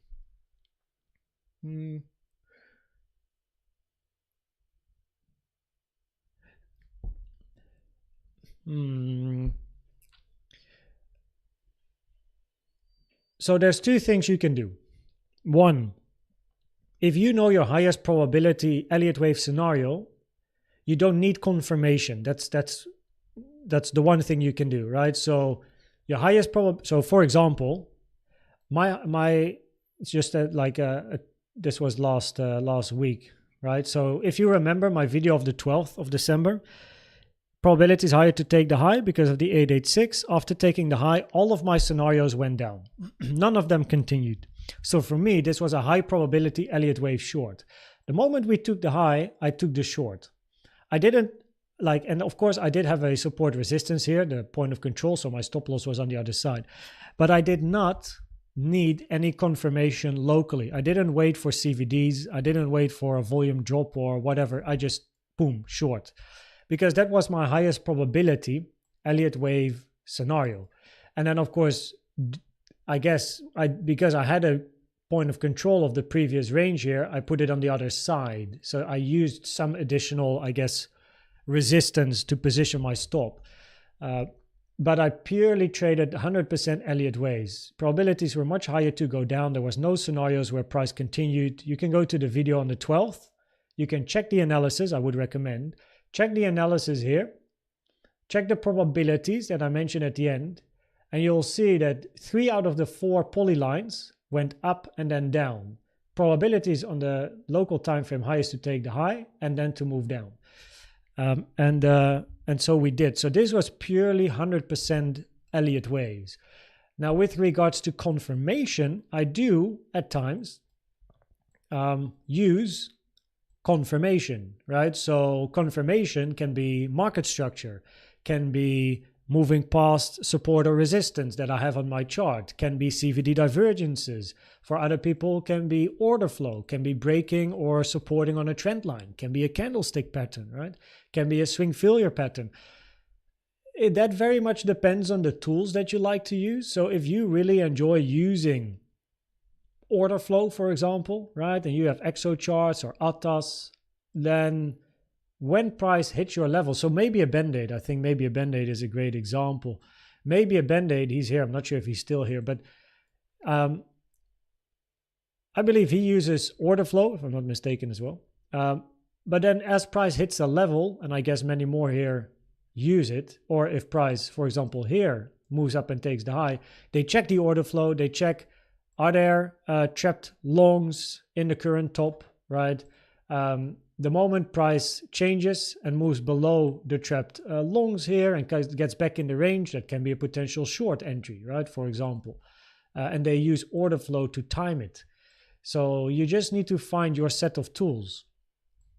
So what are the favorite tools you like to use? And then use those tools to confirm your bias with Elliott waves. So Elliott waves in that case gives you a directional bias, and your tools give you the entry. So if your probabilities, like mine over here, higher to move down, well, in your case, you maybe wait for the 1 hour candle to close, create a swing failure pattern, entry, you look for price to move down and at least move below the low of the range. That's a minimum target. Maybe you check order flow, right? maybe whatever, maybe something else. Right? The next hour, we actually retested the top of the range. So maybe you are just pulling a channel here. This is your channel. And you are a channeling trader. You know from an Elliott wave point of view, you look for downside, but you wait for the candle to close in the channel, for a retest of the channel. That's your entry, and then down. You can use any tool. It's all about what you like to use. And I have found my set that works very well for me, but it doesn't mean it works very well for others, right? So I just have a lot of experience with my tools. Yeah. I'm Salman. Oh.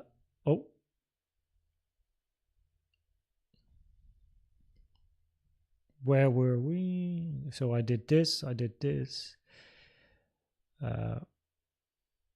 Can one adjust the leverage on Blowfin after a position was opened?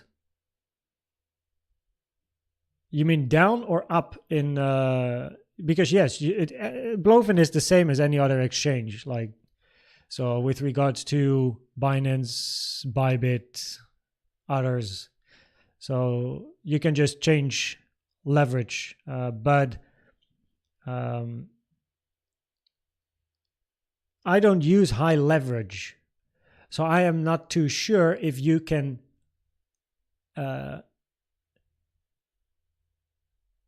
during a wait. I can actually check it. Let me check it now because I'm in a trade. So if I want to go to 10. So I'm generally on 5x. If I want to go to 10, you have pen. So I'd always trade isolated. I don't know. It's just more comfortable for me. So it gives me the mentioning. You have pending isolated orders. Please cancel them before adjusting your leverage. If I move leverage down, then I get the same message. Now I'm not sure if that's because I'm on isolated.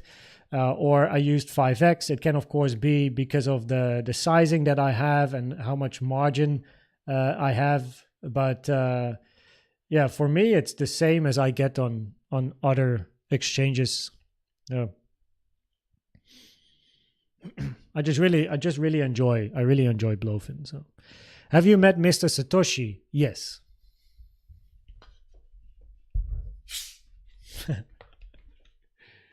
Of course.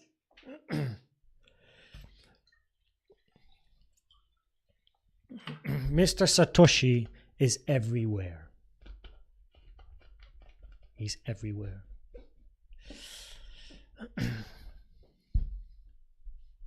He's there all day. We're trading Satoshis. Pleasure, Marco. My flight finally starts boarding after 4 hours delay. Jeez, but a delight joining here to spend the time watching. Thanks, Marco, for popping in, man. Have a good flight as well. Have a good flight. What kind of advice would you give to someone who is almost there in terms of profitability?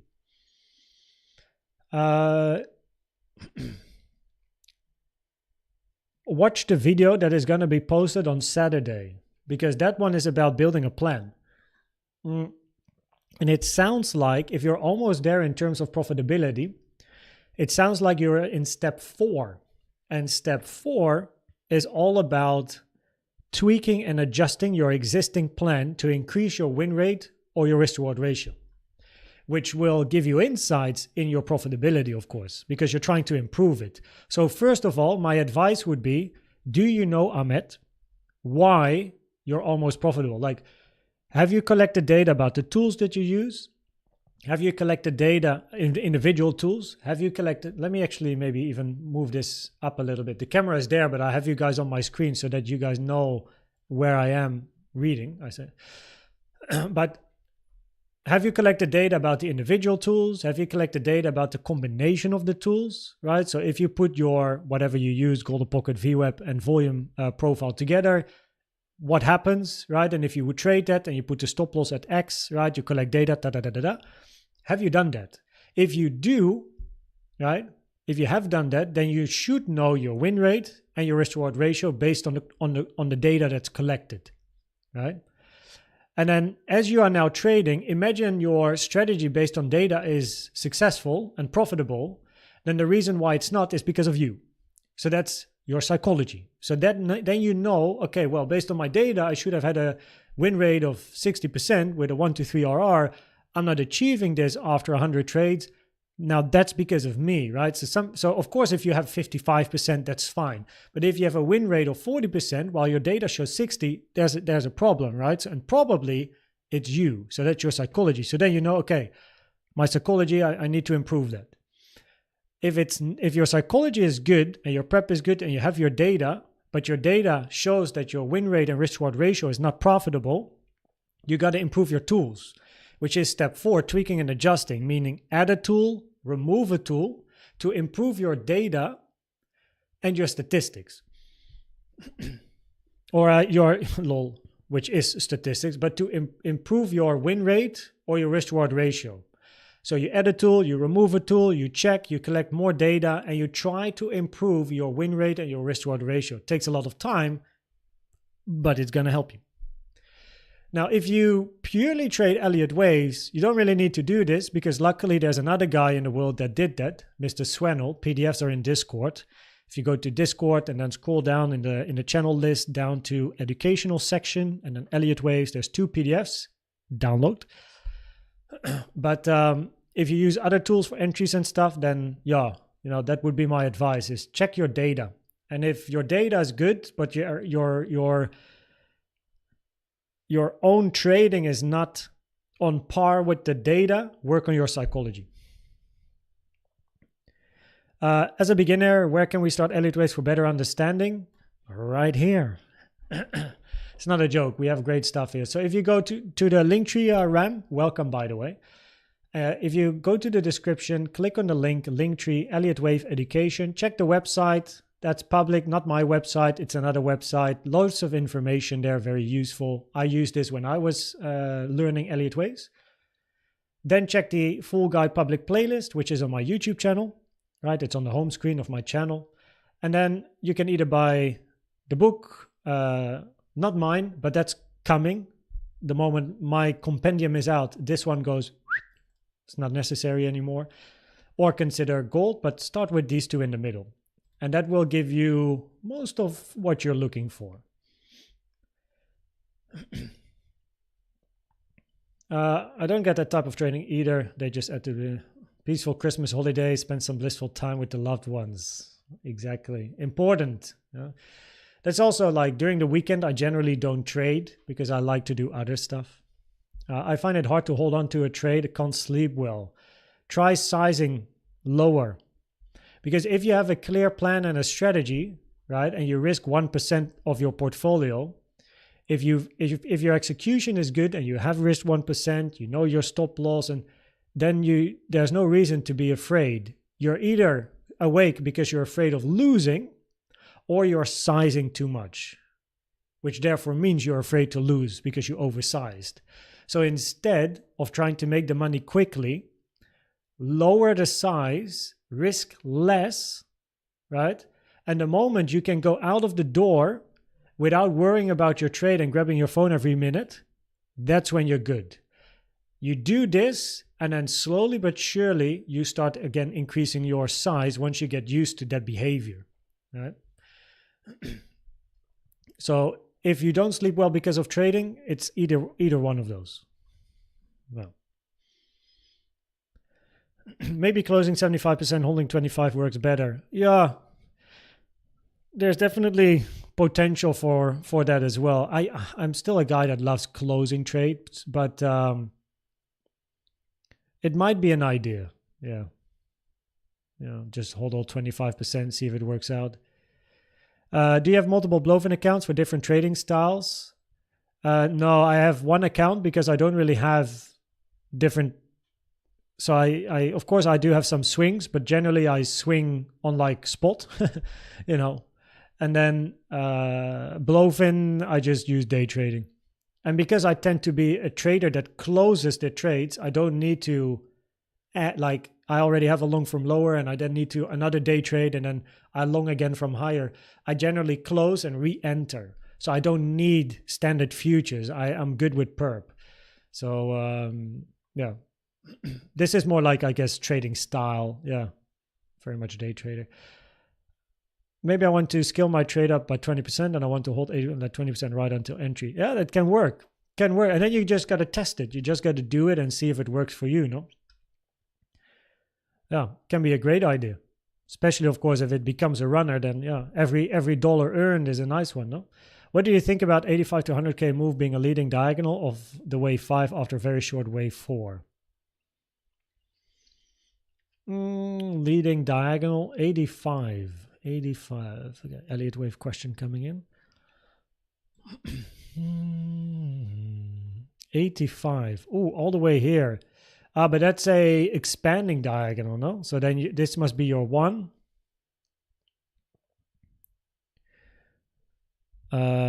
Yeah, so you must be looking for this. Piper, man. Why is this so white? I can't even read the text. So, yo, Piper Academy popping in. What's up, guys? Fib dancers. What's up, Jesse? Yo, I don't know.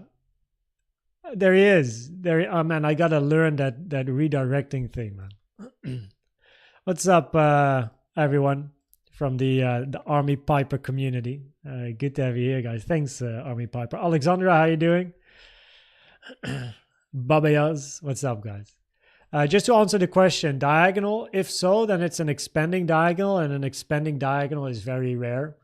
Never preferred unless other scenarios fail. So in that case, it makes more sense to approach this as a correction and another impulse.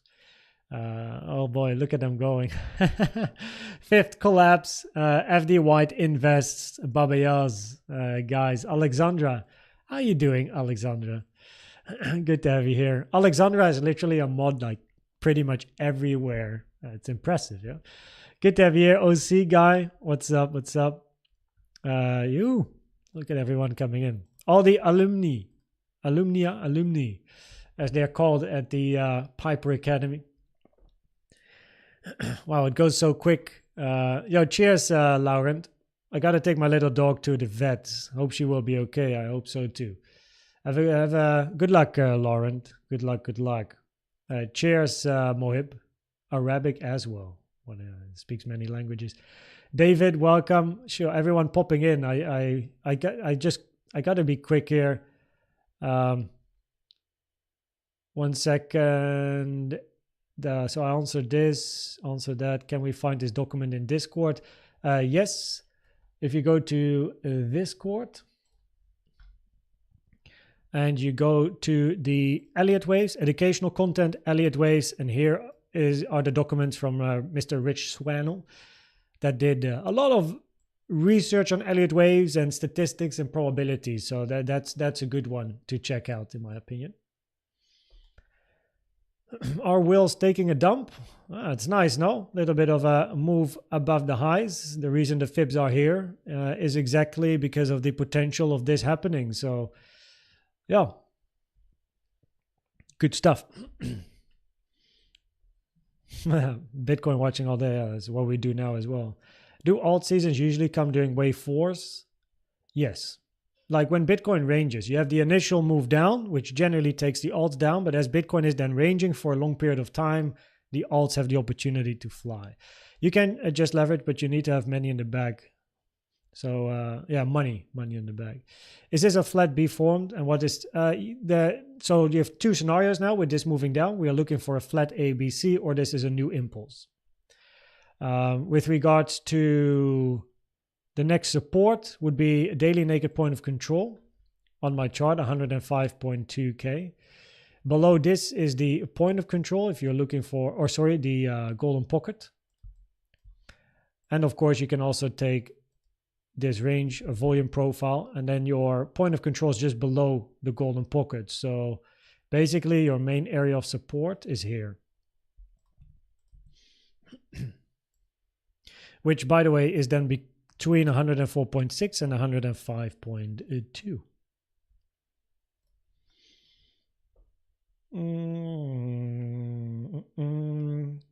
No, I should actually write down like the 3 reasons so I can just answer this question easily. First of all, they're incredibly good with feedback and support.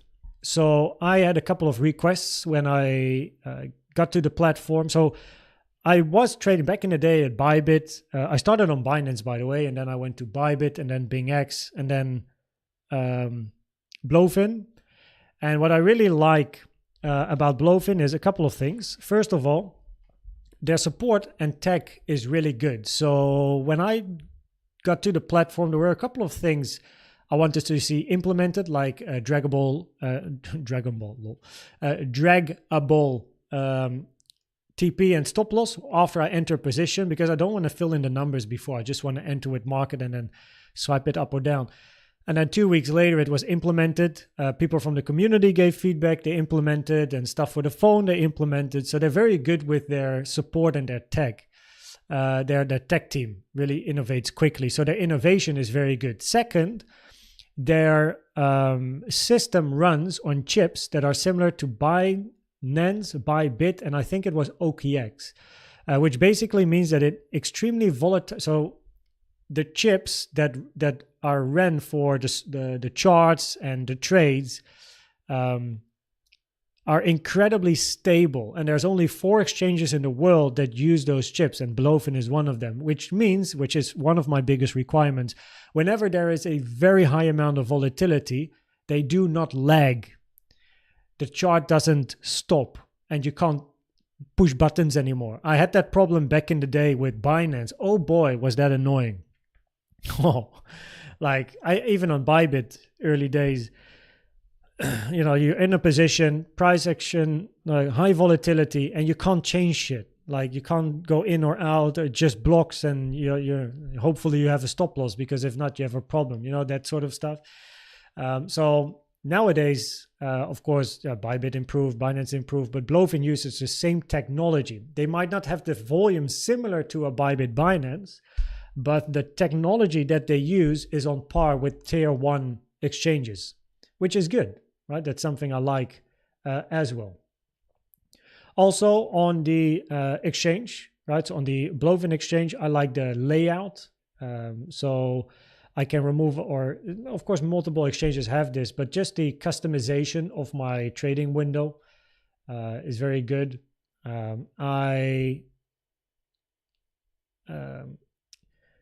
This is, I guess, even my most important one, is the transparency of the business. I can have a meeting with the CEO of Blowfin anytime. I can send a message to Charles, which is my contact at Blowfin, and I can just chat. Even so that if you are a big trader in the community, right, and you consider trading on Blowfin as well, but you have some questions, I can get you a meeting with the CEO. They even proposed it to one of the people in the community. I won't say his name because he's a big high volume trader, and they even had that as a proposal, like, hey, if you have any questions, plan a meeting with the CEO. And then CEO takes time to talk. So there's no hidden agenda. There is no, I can't find the CEO. I can't find everyone in the team. Like, I don't know who is this, right? There's none of that. And it gives me trust. Besides that, you can go to CoinGecko and other websites to check out all of the information as well. But for me, knowing the people and the faces is very important. And having that opportunity, or knowing at least the people inside. I also went to Barcelona, where I met up with the team, or some people of the team, and spoke with people there of Blowfin as well. And it's just the transparency of the business as well. So it's the tech, it's the transparency, it's the feedback, and the technology, the how quick they innovate.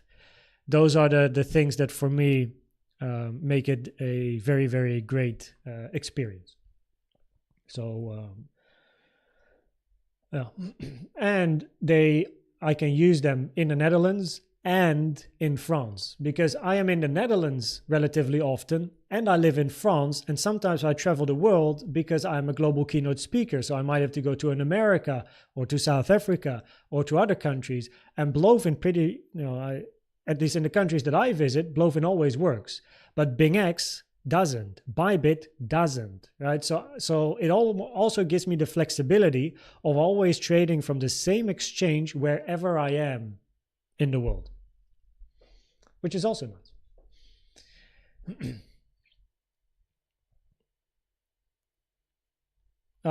Around summer, you talk long time about the steps to collect data. Yeah, there will be a video about this on Saturday. So an 8-minute video where I go through the 6 steps to build your plan or strategy. Why do you do your analysis of the Coinbase because on the index chart is higher? Index volume cannot be recommended because index is a aggregated chart from different exchanges. So the volume on index is not trusted. It's very much not recommended to use volume, and therefore volume analysis on an index chart is not something I would recommend to do, but everyone does their thing. So yeah, I use the Coinbase chart. I trade on Blovin. I got a question about that recently, about how do I then manage positions. So when I analyze Coinbase, but I trade Blovin, I have a screenshot button on my keyboard, and now if I press this, every screen stops. So I can compare the price of Coinbase with Blovin and I just adjust accordingly. Or if I manage entries, stop losses, TPs based on a market structure or a certain high or low, or maybe a certain fib level, I just check that same high or low on my Coinbase, on my Blovin chart. And then I just size my trade according to the data from the Blovin chart. Which exchange would you recommend for volume on alts, or what is your criteria or choosing the chart? Well, I don't really trade alts. I have a few spots here and there, but I don't trade alts. It's actually a short that is going to be online, I guess tomorrow, is where I answer this exact question. I only trade Bitcoin because it gives me enough. I can focus on one chart. Less is more for me. I don't like to have multiple positions on multiple coins, managing multiple trades. It's just not my thing. I like to have one chart, one or two trades, right? One short, one long. I don't like to have too much going on. And Bitcoin gives me more than enough profit. So I can have spot positions, but I don't like to have a lot of trades running at the same time. It's not I've done that in the past, and that's why I know it's not for me. Because it gets messy and I get confused. There's so many alarms, there's so much happening, and then this chart does that and this, that, and then, not for me. So with regards to volume on alts, I don't really trade them. So so Blovin has a lot of alts, and if I do spot, that's fine. I don't have any struggles. I think, like, no joke, only if you have a really big portfolio are you maybe gonna struggle.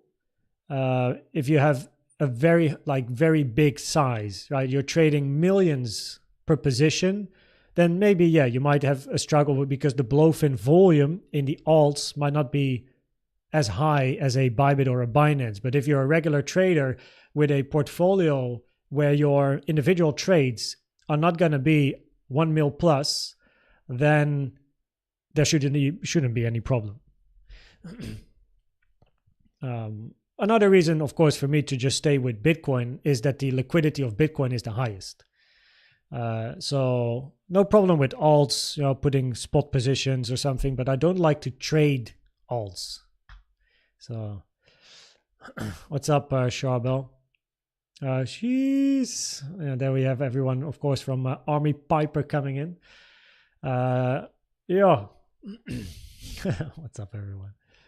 Can you make a count from an empty chart? Yes, I have a whole playlist on this in the gold membership section. Plus, when I count, I have one video about this on my YouTube channel, and if you go to the altcoin channels, you will often see me do this as well. So this is the altcoin playlist. Just check some of the videos, especially in the beginning, because many of the alts I never analyzed before. So you can go to the charts here and just understand my thought process. Oh, this one doesn't have a red. Forgot the red dot. So these videos will help you out in how I go from a complete empty chart to a full plan. And then there's one example on actually a non-crypto chart on my channel in the educational playlist. Watch and listen. What do you see Bitcoin doing? Daily time frame remains bullish, but mind you, even going down again to 90k is bullish because you're still expecting higher prices. On a 1 hour time frame here, probabilities were higher to take out the high, right? Looking for the potential of a flat. That's why the fips were on the chart here. And then we moved up, moved to the 1.236, rejected. Very, very flatty behavior. So A, B, C, we have some support to the downside here. And let's see on the 1 hour, did we create a wick here? No, we actually closed the candle. Two is definitely a wick. So, yeah, I think this is very C-wave-ish, right? Quick move to the downside, very fast. Arguably, probabilities here are higher for a flat than this being a brand new impulse. Yeah, we have some support to the downside. Minimum target for a flat generally is taking out the low here at 105.5k. Have some support to the downside. So probabilities remain bullish unless you change structure. That's the main thing of the content yesterday and the content today as well. And even now, again, even though we took the high, it's upside till structure changes. You just don't want to see the structure change. What are the difference between cross and isolated margin versus perpetual futures? You can use cross and isolated while trading perpetual futures. It's just the way how your margin is calculated. With cross, you use your whole account, while with isolated, you only use the money you put into that position. So with cross, your whole portfolio acts as a margin against your trades, basically. With isolated, it doesn't. And I prefer to use isolated, so I know exactly what's going on. Can you make a count? Oh yes, I can. I answered that one. Unusual that ETH has an all-time high compared to other cycles. Yeah, or it's yet to come. No, even a bigger push. But the probabilities for ETH remain higher to take all-time high at some point. Yeah, very three-wavy structure to the downside from all-time high, which was the bear market. Hit the 886 from the all-time high to the low as well.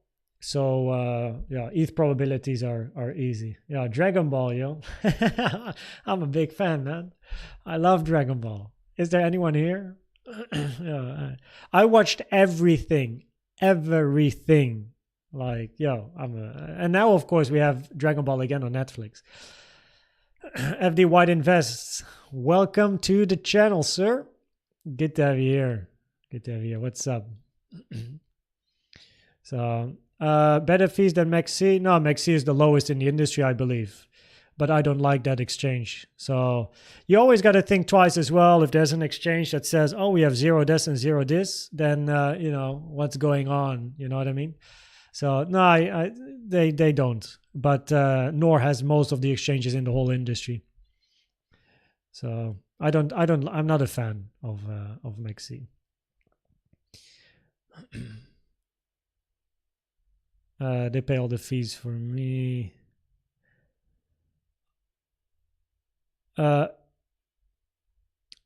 Tabaka. Oh, I forgot the name of the Blowfin rep that's active in Discord. That's Charles.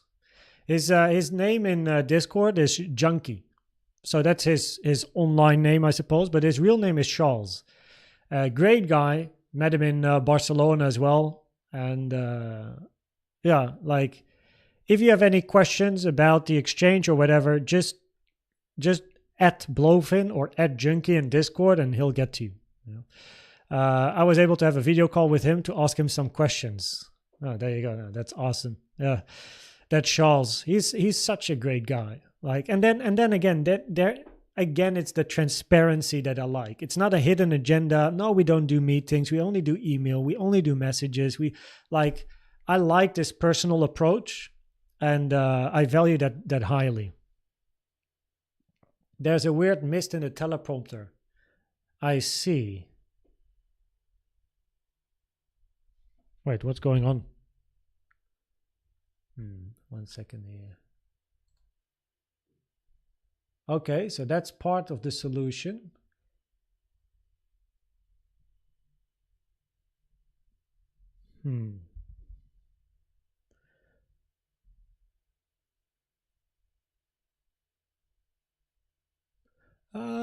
I'm gonna put a dark background. Let's see if we do this.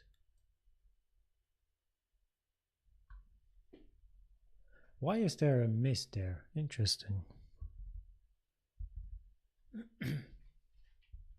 Yo, guys, I have never cleaned you guys before, but today I'm cleaning you. So that's the prompter, like the screen. Then we have the cam.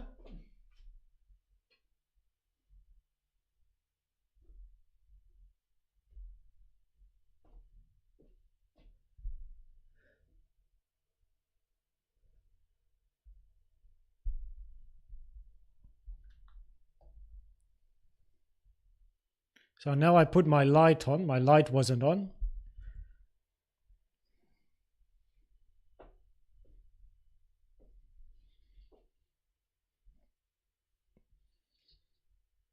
I guess this works, no?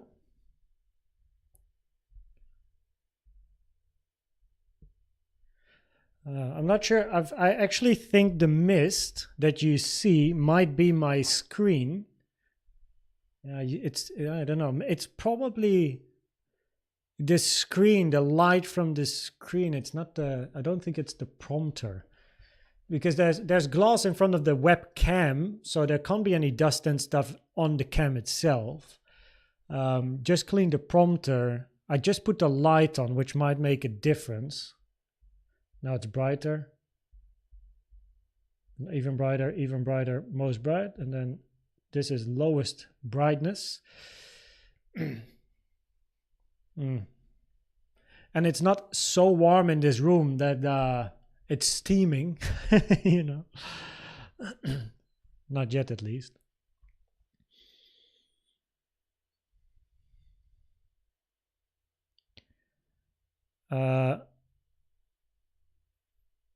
Wait. Happy birthday, Army Piper. Yo, happy birthday. I had no idea. Congratulations. Hopefully, by the way, of course, you had a good live stream and celebrated a nice birthday as well. Congrats, man. I had no idea. Overshooting B and C, that's indeed your bullish scenario. The prompter needs some adjustments.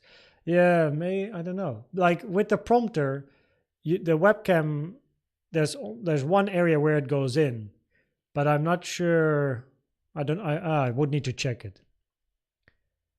Yeah, maybe it's catching light.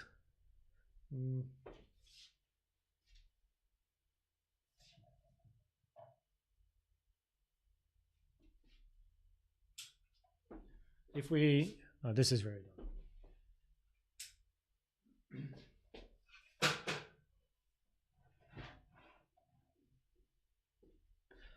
What happens if we do? Nah, it's also dark.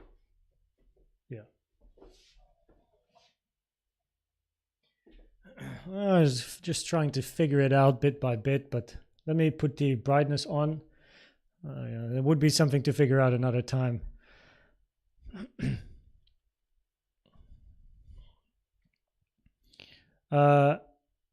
Dragon Ball is legendary. Exactly. Current wave structure with the spike above and now spike down, a flat. A, B, C. That's your bullish scenario. Bearish is this is an impulse, correction, continuation. Probability is higher generally for a flat at the moment here. A, B, C flat. Yeah, I also don't like Mech C. I'm not a fan, you know. So why are they more following the camera, bro? Prof Loki. We gotta improve the stream on every bit, no? Maybe shut the curtains. The sun's already down, so there's no sunlight or things coming in. and usually I start my streams when sun comes in the room. So, oh, Tonya Duke on the. Oh, would it be? Yep. Oh, wait.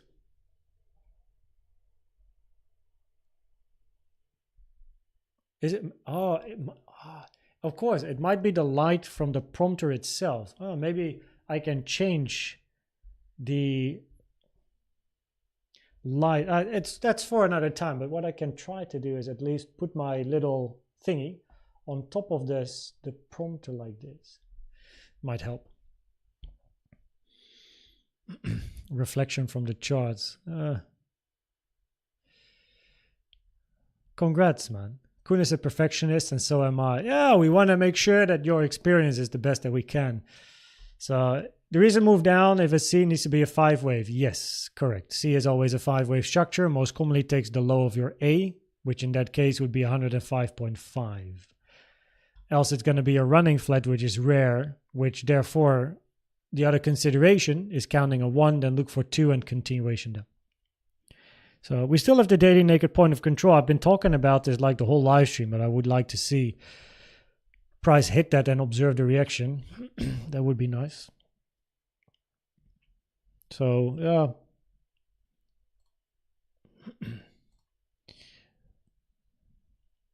No, just chilling. Yeah, a bit of price action, but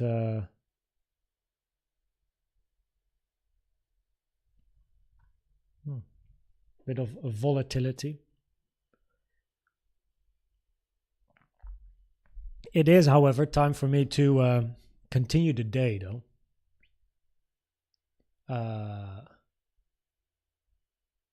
Oh, wait. Of course, if I put this thing on my prompter, I can't see my prompter. Not that I have anything interesting going on there at the moment. But I just realized, of course, the mirror is reflecting my prompter, so I need more practice. It's the first week I use a prompter. Like eventually I'm gonna have like a whole studio and stuff. So wave 2 or closer to the end of C. Let's see. I don't like to go to a 3-minute time frame and 1-minute time frame, to be honest. It's not really my cup of tea.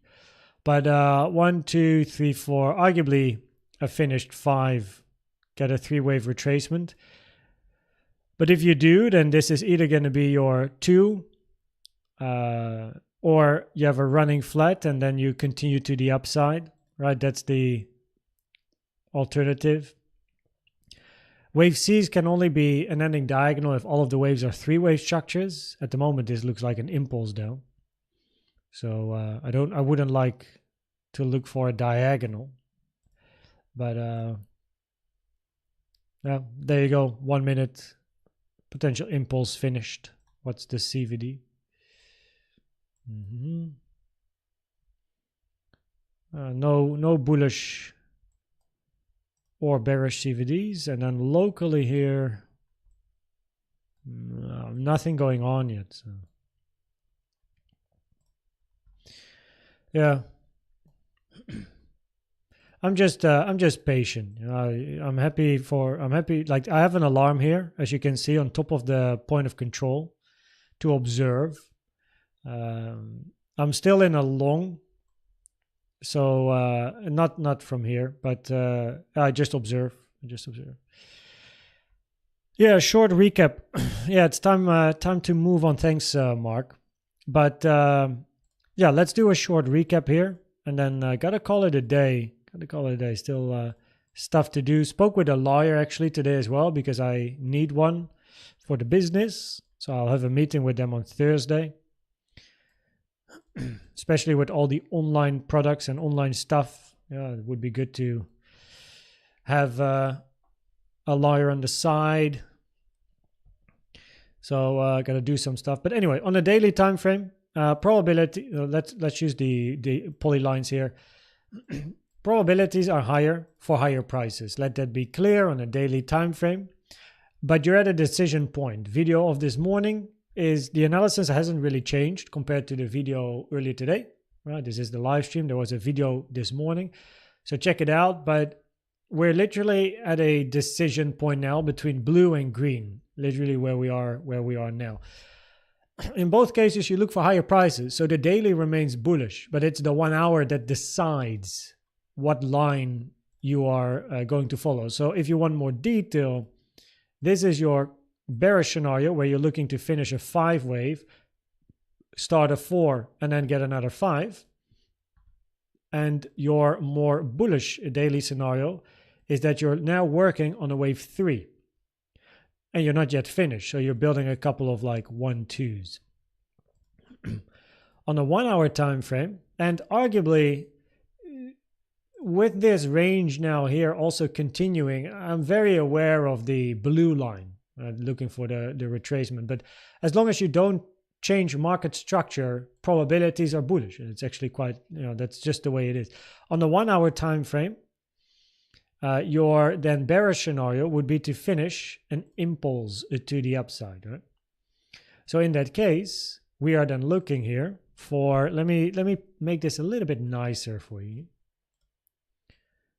4, 5, and then C, and in this case, you need another 5 wave structure in here. So in that case, this becomes a flat in a 4 and then a 5. Don't want to change the structure. Right, so this would be 1, 2, 1, 2, 3, 4, 5, 4, 5. Right,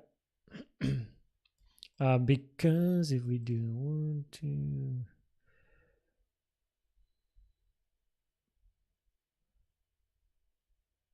and if I do this 1, 2, 1, 2, 3, 4, 5, 4, 5, yeah. But then you have to. This would be most bearish. But then your 4 is so short. I would prefer a bigger 4. So probabilities from an Elliott wave point of view are higher time-wise, because else your 4 is shorter than your 2. It's not great probability. So it would be nicer to have a more elaborate 4 and then move up. But if you change the structure, that is low probability. So preferably still look for at least one more high in your, this is your bearish scenario, by the way. So 1, 2, 3, 4, 5, and then you go down and continue the range. And in your bullish scenario, you're working on 1-2s. And you want to see continuation to the upside. Don't want the market structure change. So the first low at 103.2K is very important. And with regards to support, your support to the downside is 105.3K to 104.6K. Lose that, there's not too much left. Currently, local probabilities here would be higher for a flat, right? Wicking this high, moving down very impulsively, very fast. It's like flatty behavior. So now your probabilities here are, this is either a wave C, alternative is a wave 1. Then you get a bounce to the upside, which is either impulsive for continuation or corrective to take out the low again. The probabilities of earlier played out. We were looking for price to take the high. Price took the high. Observe the reaction. Price moves down. We had the fibs on the chart for a potential flat here. Then A, B, and then a C. So yeah, daily. So weekly time frame, by the way, also still bullish. Still looking for higher prices to come. On the daily time frame, the two polylines are these. We are just waiting to see what we get, blue or green. And just keep an eye on the blue line. Yeah, but yeah, if blue is, if you do change the structure locally, then you go back into like a long range basically. And 1 hour time frame, well, probabilities played out, which is the white, not the white line, but the flat. Preferably, you are still looking for this. So 4, 5 down or continuation, depends on the reaction and the volume. Yeah, well, that's that really. Ta-da! So yeah, probabilities locally played out. So now it's just observing, but yeah, it feels flatty. So there you go, everyone. There you go. Let me. Is this indeed? Does that matter a lot? Maybe the brightness of.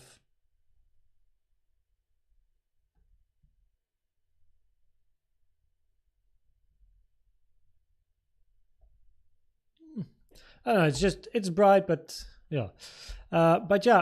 Anyway, it's time for me to go after 2.5 hours.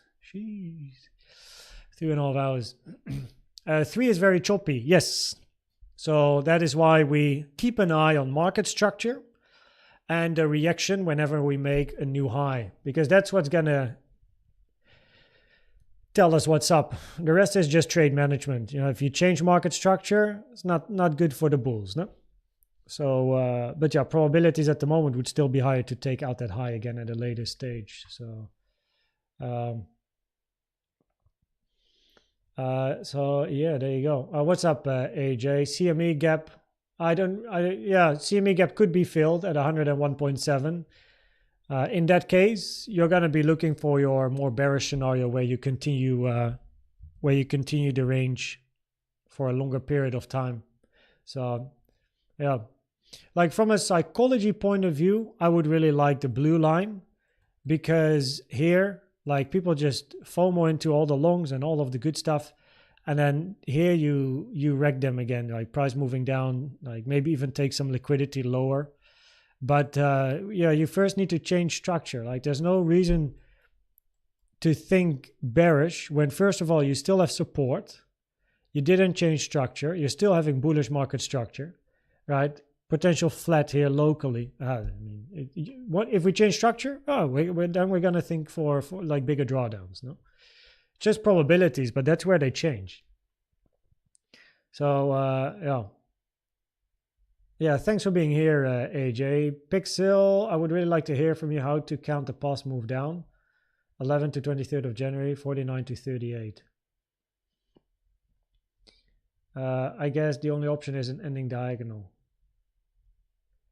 Oh, wait, 49 to 38. Yeah, either a wave C or it's a zigzag. So it's a 4. So either you count 4, 5, 4, zigzag 5, or you count ABC. Result is the same, it's wave 4 price action. I don't have the detailed count on my chart anymore, but you can use both. It depends on how many 1-2s you count and then how many 4-5s. Possibility to take out 87K, not at the moment. You need to change market structure for any probabilities of that to happen. 87 is also still deep. Even if you do change market structure, 87 is very deep. So now looks great. Okay, thanks guys. Okay, thanks everyone for being here. Hello Jeffrey, and bye Jeffrey. I gotta go, guys. We were online for 2.5 hours, caught a nice little bit of price action, shared my thoughts as well on what happened. So nice to have a little bit of volatility, but I have to go. Thanks, maybe Band-Aid. Thanks, Mark. Thanks, Adam, Odin, Jeroen, for popping in as well, and all of you guys being here during the duration of the live stream. So in a nutshell, weekly bullish, daily remains bullish, even with a retracement back to continue the range. Depends on the local price action. 1 hour remains bullish unless you change market structure. On the 15-minute, probability is higher at the moment. It's a flat, and we continue to observe. Tomorrow morning, new video. Tomorrow afternoon, new live stream. And we just keep grinding. In case you didn't know, we're almost at 15K. I swear I rarely ever do this. But if you're watching, you're one of the people that are not subbed, which is literally only 16% of the viewers on the channel are actually not subbed. So, wow, that's insanely low. But if you happen to be one of the 16%, the end of the year is coming up and we're literally close to 15K. So, hey, if you want to follow another channel, then you can sub, and then we reach 15K, and then on the 1st of January you can unsub again if you want. No, just do whatever you want, but 15 would be a very nice round number before the end of the year. 5.8K the end of last year, and we started 0 in February. We went to 5.8. Now we're almost at 15, which it blows my mind. So, thanks. we're starting to talk cock now. I better go. Thanks everyone for being here. Trade safe. And tomorrow we have an interesting day ahead with the news as well. So it's going to be nice. Volatility to come. So thanks everyone for being here, and I'll catch you at the next one. Bye bye.